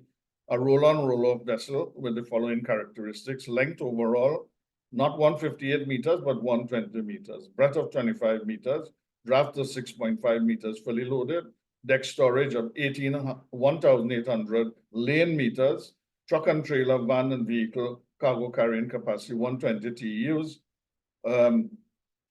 cargo deadweight capacity, this is the cargo carrying capacity, somewhere between 6,000 and 7,000 tons, 200 container TEUs, and 10 40-foot equivalent units, 120 wheeled chassis trailers, 12 tractor cabs. Again, once I get the costings, I got some figures coming in this morning, but not in time to plug it into this equation. Accommodation for 12 sleeper cabins. I have not done anything with the passenger side of things. I've kept it strictly for cargo. Accommodation for 30 crew members, just as the Cabo Star. Seating accommodation for 90 passengers in transit and passenger common area facilities, seating lounges with big screen TV, food and beverage cafeteria with dining areas, public restrooms, and so fitness facilities. So the social aspects of this, as Dr. Maria Likaku identified, where we are catering to the human aspect of passenger travel. And these are the recommendations in relation to this economic model. And this brings me to the end of my presentation. So yes, it is a viable, economically and financially viable service, and it is something that we should consider. If you get the wrong vessel, then you find yourself in deep hot water. As Eduardo has rightly pointed out, I've looked at some figures over the last day in terms of fuel consumption for high-speed ferries, and they're not suitable. First of all, a high-speed ferry of the size of the Buko Reef or the TNT Spirit, for that matter, is 800 odd passengers. So unless you are changing your objective from food security to passenger services, then you don't want a fast ferry for moving 800 odd passengers. Moreover, I've looked at the data analysis, and the fuel consumption rates on these high-speed fast ferries is significantly higher than cargo carrying ro-ro cargo vessels. So that eliminates vessels like the Spirit and so on immediately from consideration. On the other hand, if you are looking at intra-regional services, island hopping between Grenada, St. Vincent, St. Lucia, Dominica, and so on, then the Galleons passage might well provide you with that combination of passenger and limited cargo volumes that you might want to use within a smaller OES area. So that's it for me on my side. I thank you for listening to my presentation, and I'll take any questions. Thank you, Mr. Bihari, for that comprehensive look at the economic model, the trade analysis between the islands, the proposing of a vessel or the vessel specifications required for that route, and the comprehensive cost analysis. I know that will have been some preliminary work that you will have done in leading up to the webinar. That was quite extensive also. And I know we do have some questions for you that, well, we have a question for you. Prof. Bihari, was there any attempt to differentiate between cargo needing dedicated bulk service and those that are more suited to containerization? No, there is a distinction in using an economic model for a ro-ro cargo vessel, then that by definition eliminates bulk carriers. However, let me put this caveat in. There are a lot of mini bulks that can be traded in containers, as you know. Cement, for example, can easily be put into containers, and some other bag stuff like rice and so on can be put into containers. So depending on the volumes, some of these typically bulk commodities can be traded in containers. Okay. All right. All right, thank you, Mr. Bihari. And that brings us to the end of the presentations. And we move now into the panel discussion where I will hand over to Professor Ricardo Sanchez from the Universidad de Los Andes of Colombia School of Management, and he's also the co-director of CUNY Professional Chair in Logistics. Professor Sanchez, are you there?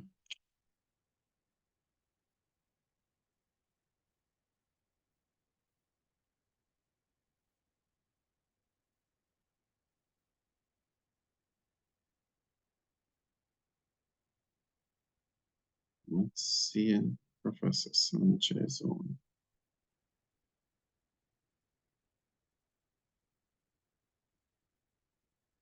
Stopped. Oh, there you are. Okay. Okay. Okay.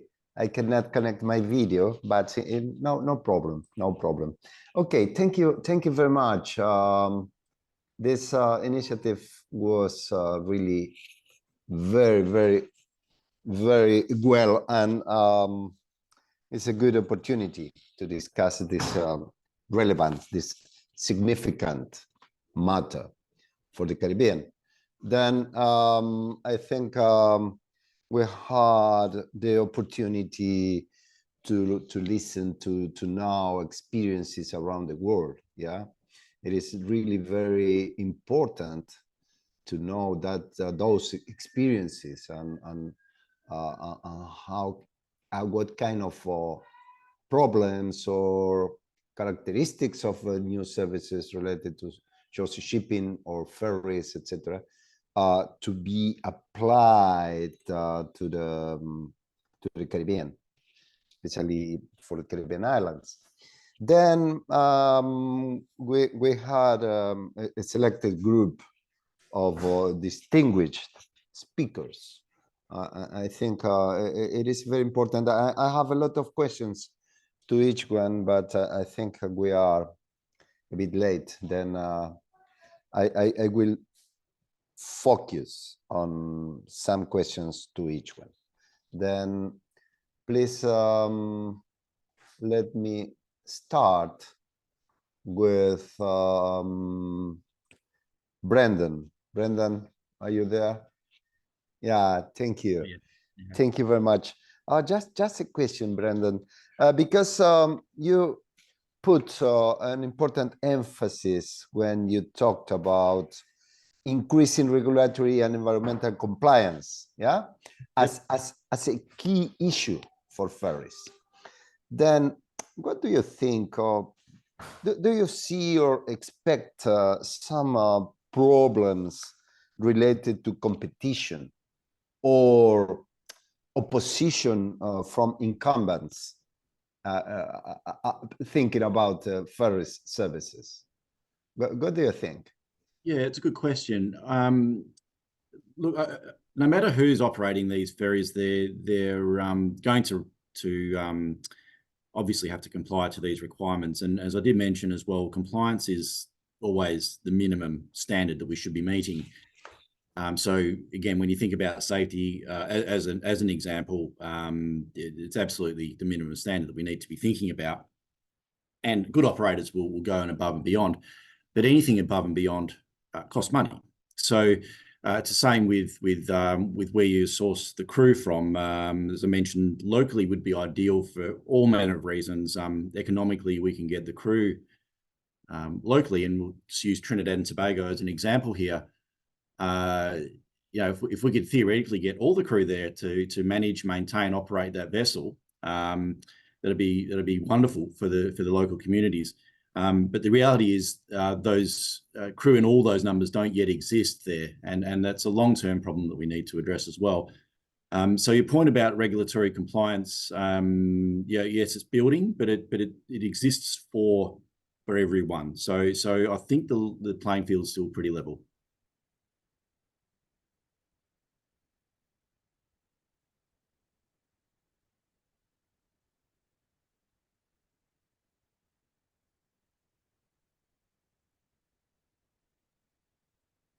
Professor Sanchez, you are muted if you are speaking.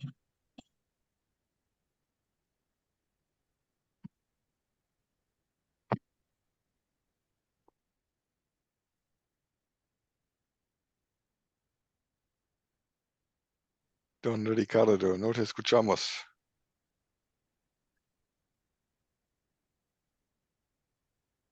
Le creemos igual, ¿no?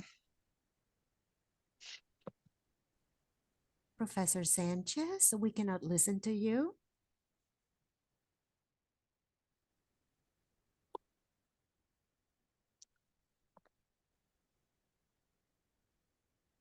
Okay. Oh, yeah, sorry.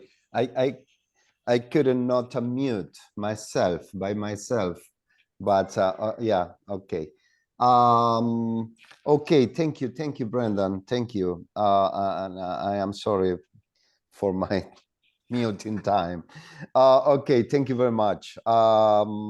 Maria, I have a couple of questions for you too. The first one is if you see potential problems between passengers and cargo in the same service, in the same maritime service. Yeah, I think it's not the problem in your region, in the Aegean Sea, but in other areas about around the world. We can see some potential confrontation, but potential troubles between passengers and capacity for cargo. What do you think? Yes, first of all, in our case, we experience the transportation of passengers and vehicles. Everything, any cargo transported by ferries, as you know, is on vehicles. So, of course, we haven't realized problems except some cases of safety, as you know, in the fire explosion. But this is not the case. It is not an issue raised by passengers. Of course, there is not we know that this is an issue not been raised by the operators because of the smooth seasonality regarding the vehicles and the vehicles transportation. So they have revenues from this side, so and they could counterpart the heavy seasonality of passengers. So the majority of the coastal companies, they prefer to invest on RoPax because this is a way, I could say, to handle the seasonality risk.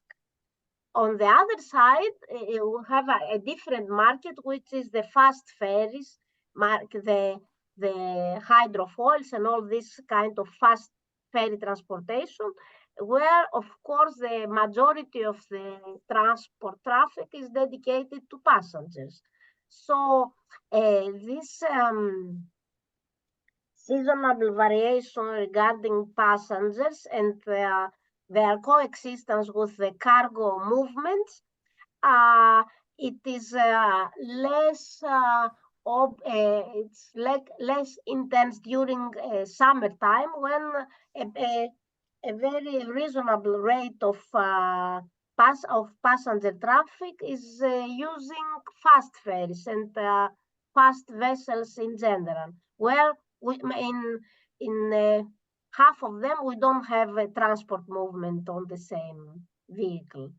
So from the financial point of view, I could see the point why the operators, they choose to have RoPax, because this has to do with the revenues and the more normal distribution regarding vehicles.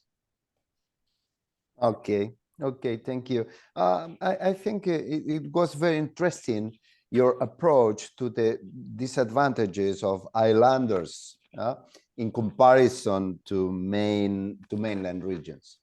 And it is possibly very interesting, I am absolutely sure, it is very interesting for Caribbean islands, both countries and territories. Yeah, this is important to be taken into account. It is obviously closely related to the seeds situation. But what is, in your opinion, the impact of transport on those disadvantages of and the fortress of ferry services, both RoPax or combo vessels or anything serving short sea shipping services, to alleviate the situation of islanders? But my question is in practical terms. Yeah, it's related to the day-by-day life of islanders. Yes, true. Absolutely, yes, because you know, the geographical diaspora and the problem of discontinuity of the territorial discontinuity creates what the sociologists and the psychologists call insularism. So the only way to bridge this gap and to fight insularism is transport and communication, of course. What we have realized during our research and field research is, or of course, nowadays with network and communications, also the everyday life is better. But of course, when there is a very strong expression in Greek that when how they feel connected when a ferry boat approaches at the port. So this continuity help support us, because we have for the transport equivalent, this is a decision taken by the parliament. So we need to persuade, and the majority of the MPs are from mainland. But the idea was that everything is based on the subsidies that for pupils, for young students, transportation in the mountains. So we build on this the equality, and this is something that the citizens of the islands really support, and also they have a single number. They have something like a card, so they realize this measure and this equality. I would say this they treat is like that. But yes, living also on an island, because I'm also on an island university, I could see their points, and I could realize that there is a progress, and we realize it upon the survey. They express their support, and they assess the impact of this measure, which is refunding the cost. That's all. But I think that the whole structure is more supportive for them. Okay, thank you very much, Maria, and My pleasure. and nice to see you again after a long time. I hope we are going to meet in Valencia this year. Oh, yeah, I wish, sure. Yes, we will all meet in Valencia. Yeah. Okay. Okay, See you Jan in Hoffman. Valencia. Jan Maria, Hoffman. Maria, I hope you see that I have the Temple of Zeus as my background. Yes, I haven't mentioned that, but it is so kind of you. I've mentioned that. Thank you so much for this special treatment. Okay, Jan Hoffman. Obviously, as always, a very good presentation. Thank you very much.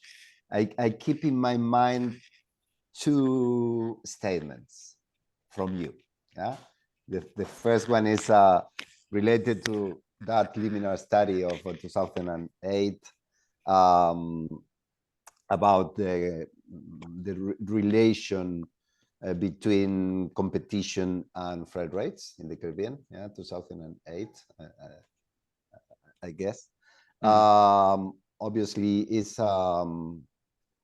the basic microeconomic theory applied to a market. Yeah, and it is very important. More providers, less freight rates, and vice versa. And the second statement is you were talking about connectivity, yeah, and you showed small island are declining in terms of LSCI, yeah. Then, in your opinion, what do you think about the relationship between those two statements, competition and liner service connectivity index? Yeah, well, it's one of the components in our index is a number of companies that provide services from to a country or a port. We also have it in the component of the bilateral index, which would be a longer, more complicated story. And it is also confirmed by other more recent studies. We did one on South African trade, where we looked at the different components individually and put that in a regression on trade. And it was good to see that almost all components as a standalone aspect, including the one of the number of services and the number of companies, had a direct impact on, and there we hope with our methodology, econometrics, we have covered the causality, like more suppliers lead to more trade. In that case, it was not the freight costs, where we would say more suppliers lead to lower trade costs, and lower trade costs then lead to more trade. The one component that was not statistically significant for the South African study was the bigger ships. And of course, we try to have them all together. So it's not that if you have bigger ships, you also have less competition, because we had all variables together. But of course, it's very difficult to separate the causalities there. But yes, I think it goes in both ways. Normally, if you have less competition, you have lower freight rates. If you have, less competition, you have higher freight rates. If you have higher freight rates, you also have less trade. And if you have less trade, the market becomes less interesting for the providers. So it's again this, I hope I have not made it sound too complicated, but it's a fascinating topic of the chicken and egg. And the more data you have, the more years we have, the more you can disentangle these different causalities in the econometric studies. And the one you quoted, also the one we did together more for South American countries, I think it was at that time among the first. It's still quoted quite a lot these days in the literature as the first one we had enough data to actually disentangle a bit of these causalities. Yes, thank you, thank you. Your reply is going straightforward to the main question. Yeah, is what we can do for more intra-regional trade in the Caribbean, obviously, and what is the role of better connectivity, especially the SSS, services. I don't know whether you read my chat message where I said I really have to leave. There are people waiting for me, but maybe along those lines, Ricardo, if you don't mind. So sometimes this reasoning that we have shown in the research, that we have said, the PowerPoints and over the 25 last years, by saying more companies are good because it's more choice and lower freight rates and therefore more supply, more trade. But sometimes the medicine to cure the illness is worse, because if you try to achieve more companies by protecting existing companies from competition, you have the opposite effect. And we have seen this in our studies on cabotage. We have seen this sometimes when you protect national providers for port services from foreign competition, you actually see possibly even higher freight rates and worse services, because the core is not the number of services. The core is choice. And if you limit choice as part of the medicine, then actually the medicine is worse than the illness of not having enough providers. Okay, thank you very much. Thank you very much for your time. I have to apologize. I really thank you all for this great getting together. As always, Adrian, thanks for the initiative, University, and I hope to see many of you in Barbados in person. Thank you all. Sorry I have to rush. Ricardo continues with the moderation. Yeah. Cheers. Very good. Thank you, Jan. Thank you. Thank you, Jan. Thank you. Thank you. Then Eduardo, again, thank you very much. Let me know, what is your opinion about lack of data in relation to public policies to improve connectivity and more trade and more economies of scale, etc., as Jan Hoffman stated early today as chicken and egg conundrum. That is one of, Yeah. My question to you is related to this relationship with lack of information and the quality of public policies for improving the connectivity and trade. okay, as you mentioned, and basically Maria also mentioned on the issue of lack of data, and lack of data is one of the main issues. We have conducted studies in the Caribbean region as well as other seats in Asia Pacific, and basically it's the same topic. There is a big gap in data that you cannot take decisions. It is difficult to take decisions without having data. So it is important to promote the kind of initiatives that the university in Greece has been conducting, providing data to make analysis and to do research. So I think that having the right data for the countries, and now that you mentioned, basically you have countries here in Caribbean that you can provide very good level of data, but there are some other territories that you cannot get data. So what would be the conclusion of that? Can you provide services only to the one that you have data, or can you try to get more support from the territories to get more analysis? Providing, for example, an observatory, a regional observatory that you can provide and develop some data sources for the intra-regional as well as the extra-regional. Most of the people that we have been interviewing recently, they believe that there is a very good possibility to combine both services. Most of the services, for example, which are discussed in Central America, also only talk about short sea shipping within regional cargo. Probably we could do something more with the Caribbean in order, if we have the data, to combine the extra regional cargo with the intra-regional movement. So it is important to see what is moved from one country to the other. So that bilateral trade that you can then take some decisions on how to improve infrastructure, logistic infrastructure, for example, warehousing, freezers or refrigerator cargo warehouses, or dry cargo warehouses to do that kind of consolidation and deconsolidation of cargo. And in the same topic, if you do not have that clarity on cargo and you do not have data on international trade, and you cannot take the right policies to make that happen. You need to set policies to provide or to reinforce trade facilitation in the Caribbean region, and trade and logistic facilitation in the Caribbean region, as well as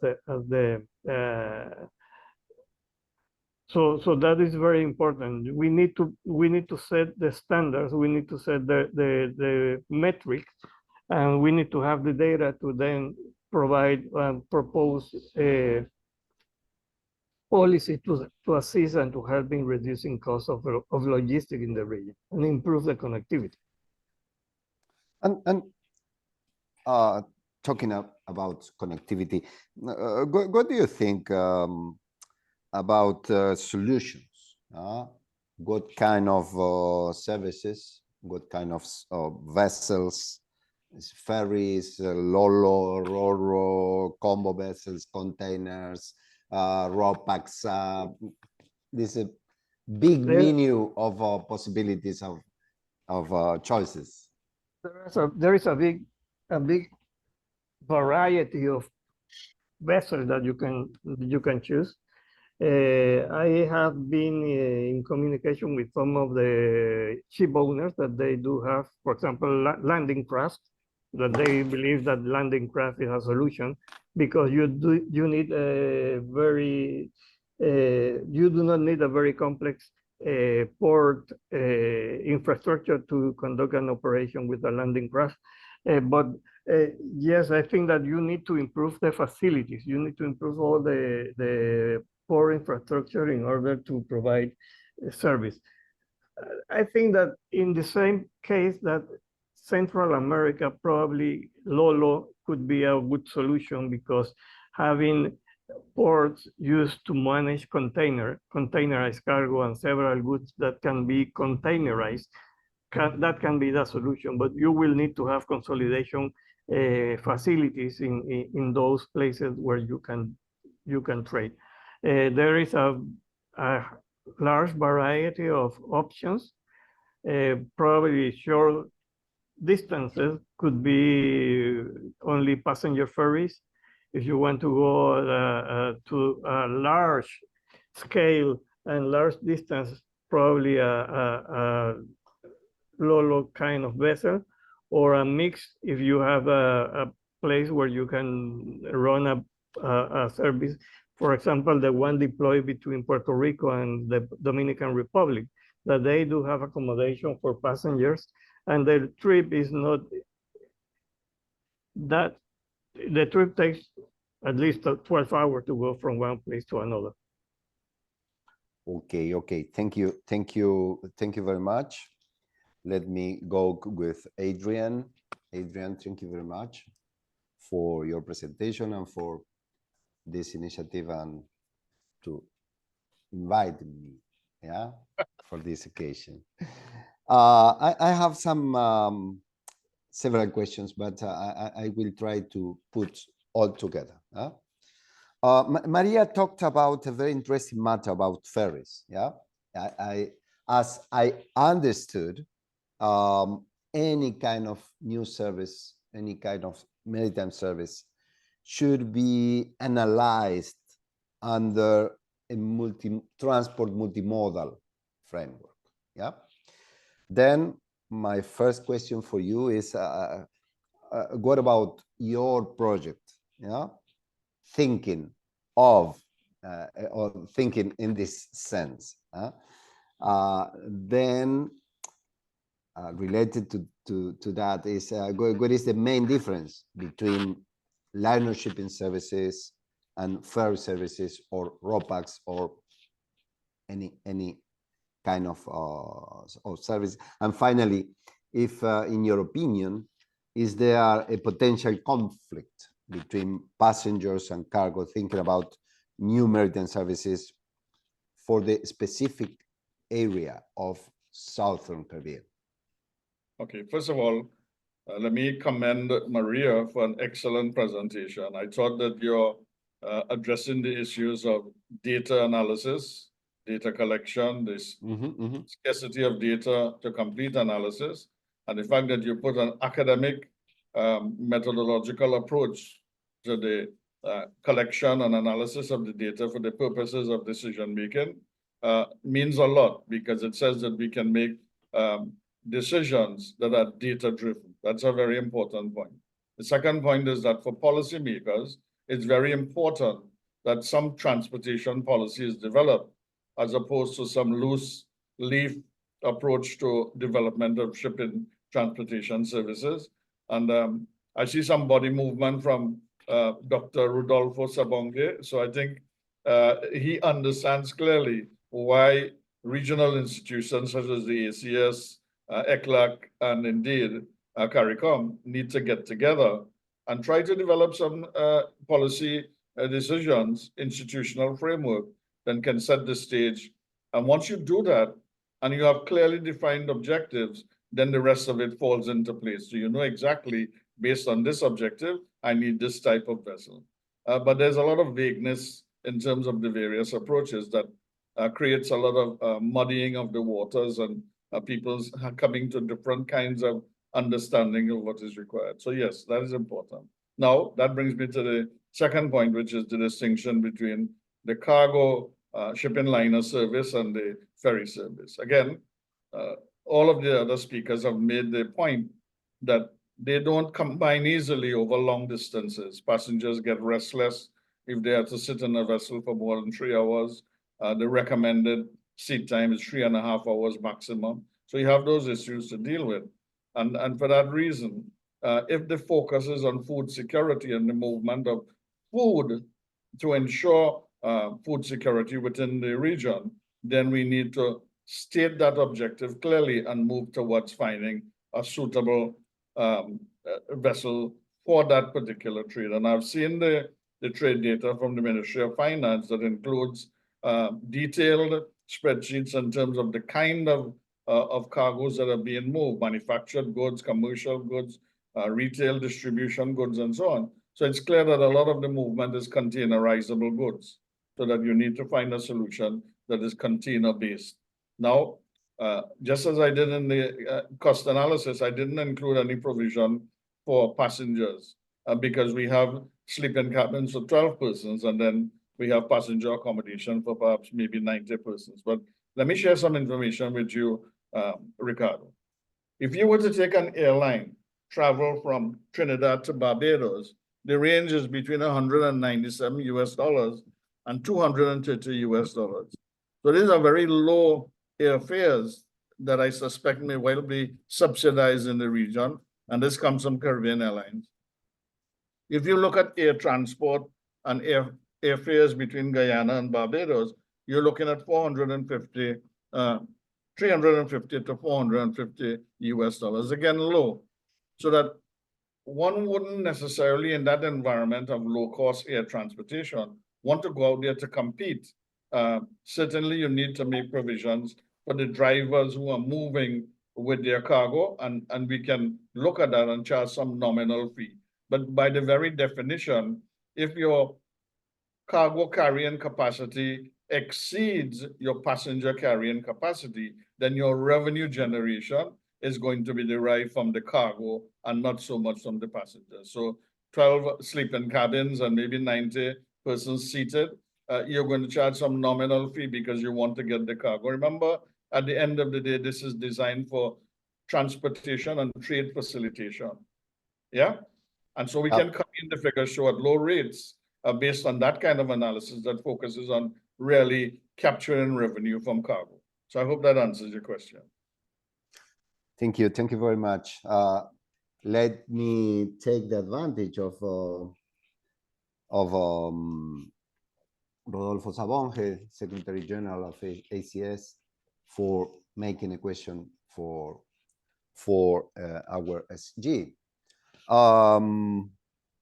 Rodolfo, Greater Caribbean, and especially Caribbean islands, show a reality closely connected to two main issues: low intra-regional trade, low and expensive connectivity.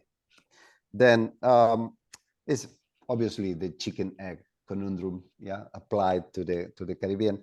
But my question for you is, what the Association of Caribbean States propose to overcome this issue? Thank you very much. First of all, I'd like to congratulate all the speakers for their excellent presentations. I really think that it contributes to the region. But also I want to congratulate UTT for hosting this important webinar. And I really hope that we can get copies of the recording. I think that as you see the presentations, you see the complexity of the problem. But you also see how much effort has been put in trying to solve the problem. And as I mentioned during my remarks, how it has really become even worse for the different reasons that I mentioned. So here we are dealing with a problem that is becoming worse. We need to be innovative. We need to think out of the box. And I like the presentation by Maria very much, because that combination of technology and the way that they have approached it is really exactly what we need, with a major difference. I mean, all of those islands are within the same country, and all of those islands are part of the European Union now, of course. Here we're talking about different countries.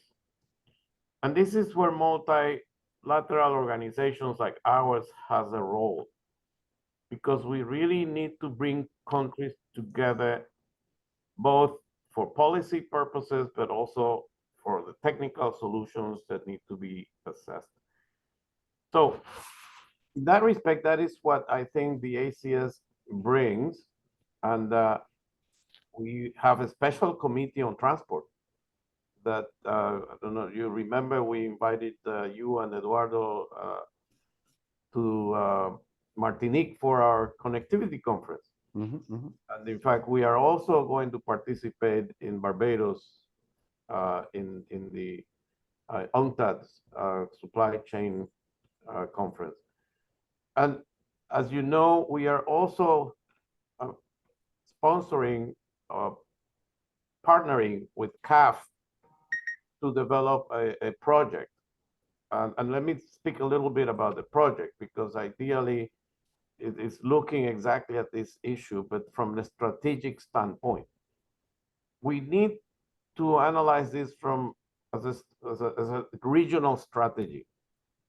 It cannot be one country, two countries alone, because the region is geographically dispersed in a way that some countries are natural hubs, as were already shown.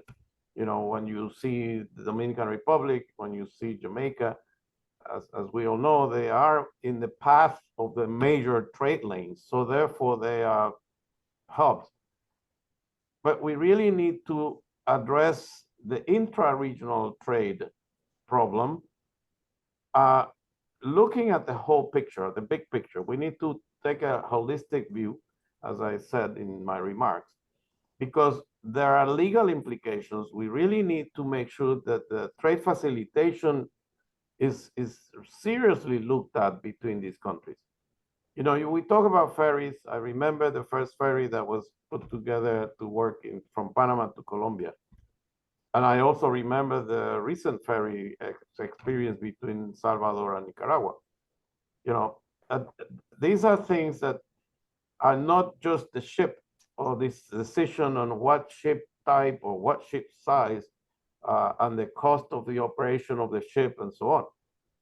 When those cargoes first arrived, there were no, you know, the customs and the immigration and everything that was around it was not prepared to actually handle what was being proposed. So we really need to make sure that all the logistics around this pilot ferry, if you want to call it, are really working much long time before this thing is put in place. You know, we're talking about moving trucks, we're talking about moving vehicles. Well, first question I ask, can these vehicles transit in those countries? Can the people driving those vehicles drive in those countries? And then you get into the other issues that have to do, of course, with migration, you know, because all of a sudden here we're talking about CARICOM countries, and therefore there should be some facilitators in place, because CARICOM acts as actually as a community. But we really need to take a close look at each of these elements, and also make sure that the countries have also resolved all the issues that have to do with how this is going to be paid. I like the way that Maria explained how they distribute benefits and distribute costs, and they have this social matrix behind it that really is and the algorithms around it. I mean, it eventually this thing will need to have artificial intelligence. We really will need to have a very robust digital platform. And what we have proposed, thinking out of the box, and this is why when the ECLAC did that study, it was at the request of ACS. I was part of that. We wanted to take a look at what we called a regional PPP arrangement. And that regional PPP arrangement is really a way to define the product or the service along the lines of what normal PPPs are doing, where you have to do the market, the analysis of the risks and the political and everything. But at the same time, you distribute the cost and the benefit and also the subsidy, because the subsidy has to be there if you really want to change the chicken and the egg so that there is some incentive to start that ball rolling. You really need to incentivize that transport service. It will not happen, as I said, because the market will come and find a profitability. It is not going to happen. So we really need to induce, we need to jumpstart, if you want to call it, this process with some sort of PPP arrangement. And I say regional because it needs to be agreed upon by the countries.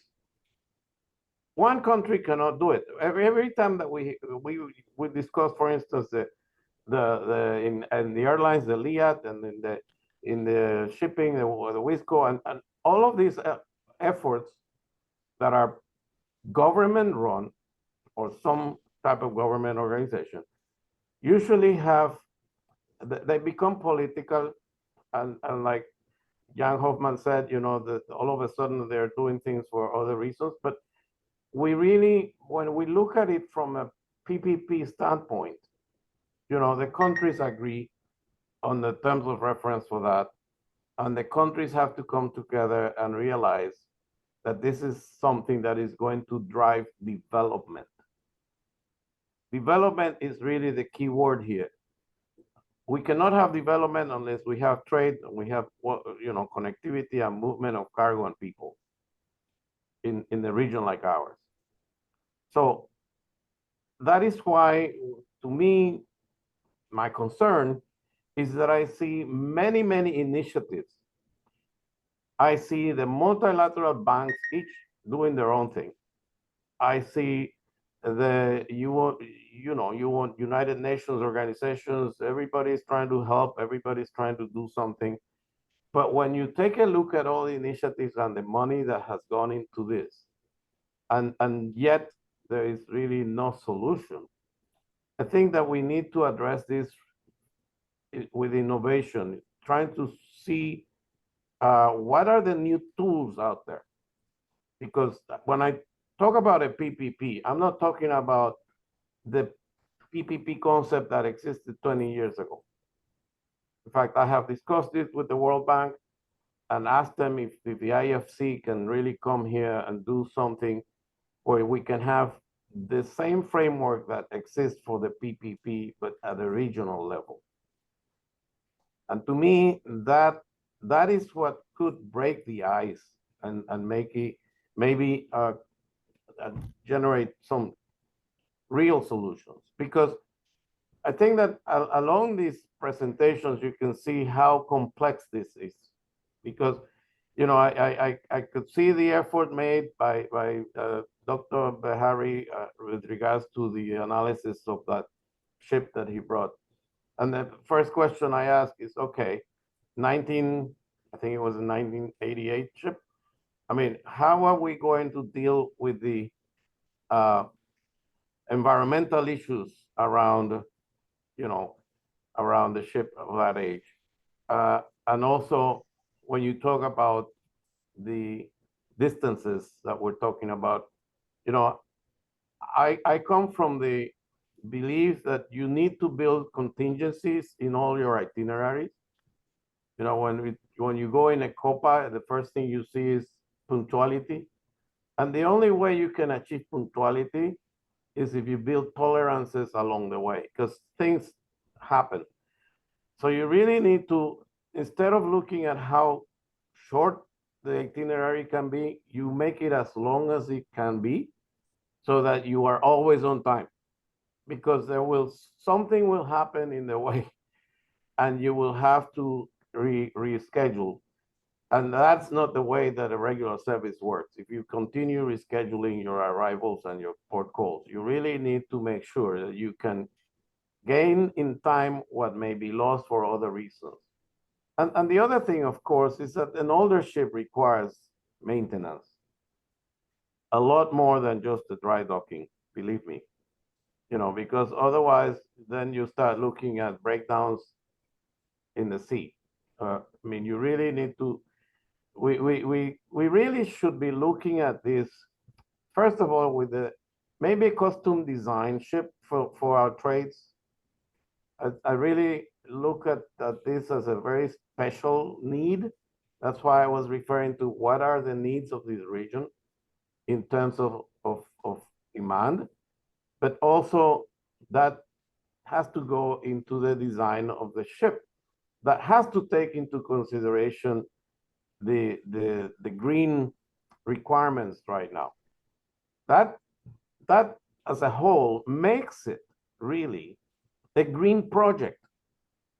And this is something that we need to also maybe take to organizations that are financing green projects.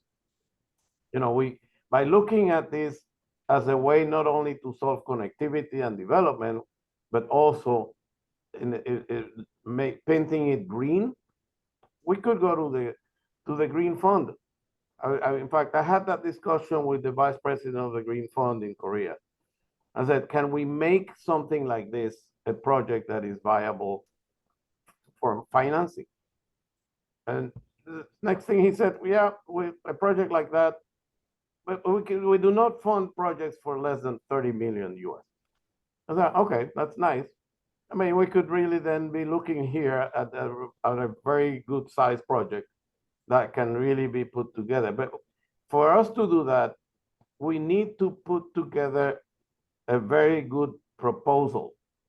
We really need to put together a very good strategy that can be taken to World Bank or international organizations for funding. Right now, I think that we are at the very beginning,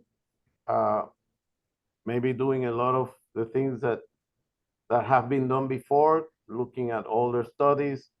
But I really think that this could be a good beginning for the next steps to follow. And like I said, we have a special transport committee that refers specifically to this. And like was said before, I think we need to come together with CARICOM. We need to come together maybe even with SICA, because as you know, there are other ways of connectivity that relate not only to sea, but also multimodal, as you said.